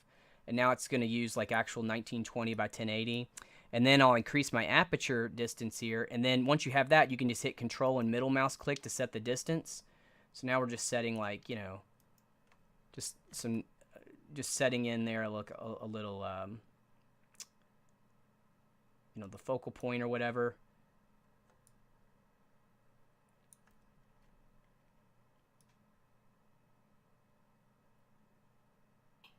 Yeah, and then you just, play around, like line up your shot. You can get something that you can just use for your portfolio really quick here. And so there it is in the end, the fully finished object here, or I'm sorry, the material. And so here we already have like things like your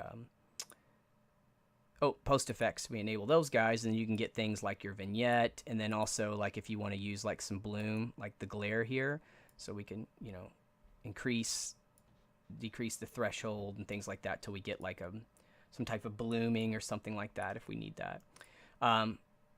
Yeah, but so there we go. At the end here, we finished up our material, and we went through the whole process. So like I said, just as a kind of a recap to everything, we started here. Let me make sure I save this. Actually here, let me pause Iray. This is the one that we used. Okay, so when we started everything, we went into our first graph, which was rocks, and we created just some shapes. Real basic shapes, and we created like a rock maker basically that we could use to then instance into our main graph here. And again, we started in this stage, which was our height. Here's our rock maker. We scattered everything around with our tile generator and sampler. Then we go through our extrapolate map stage, where we get our normal, AO, roughness.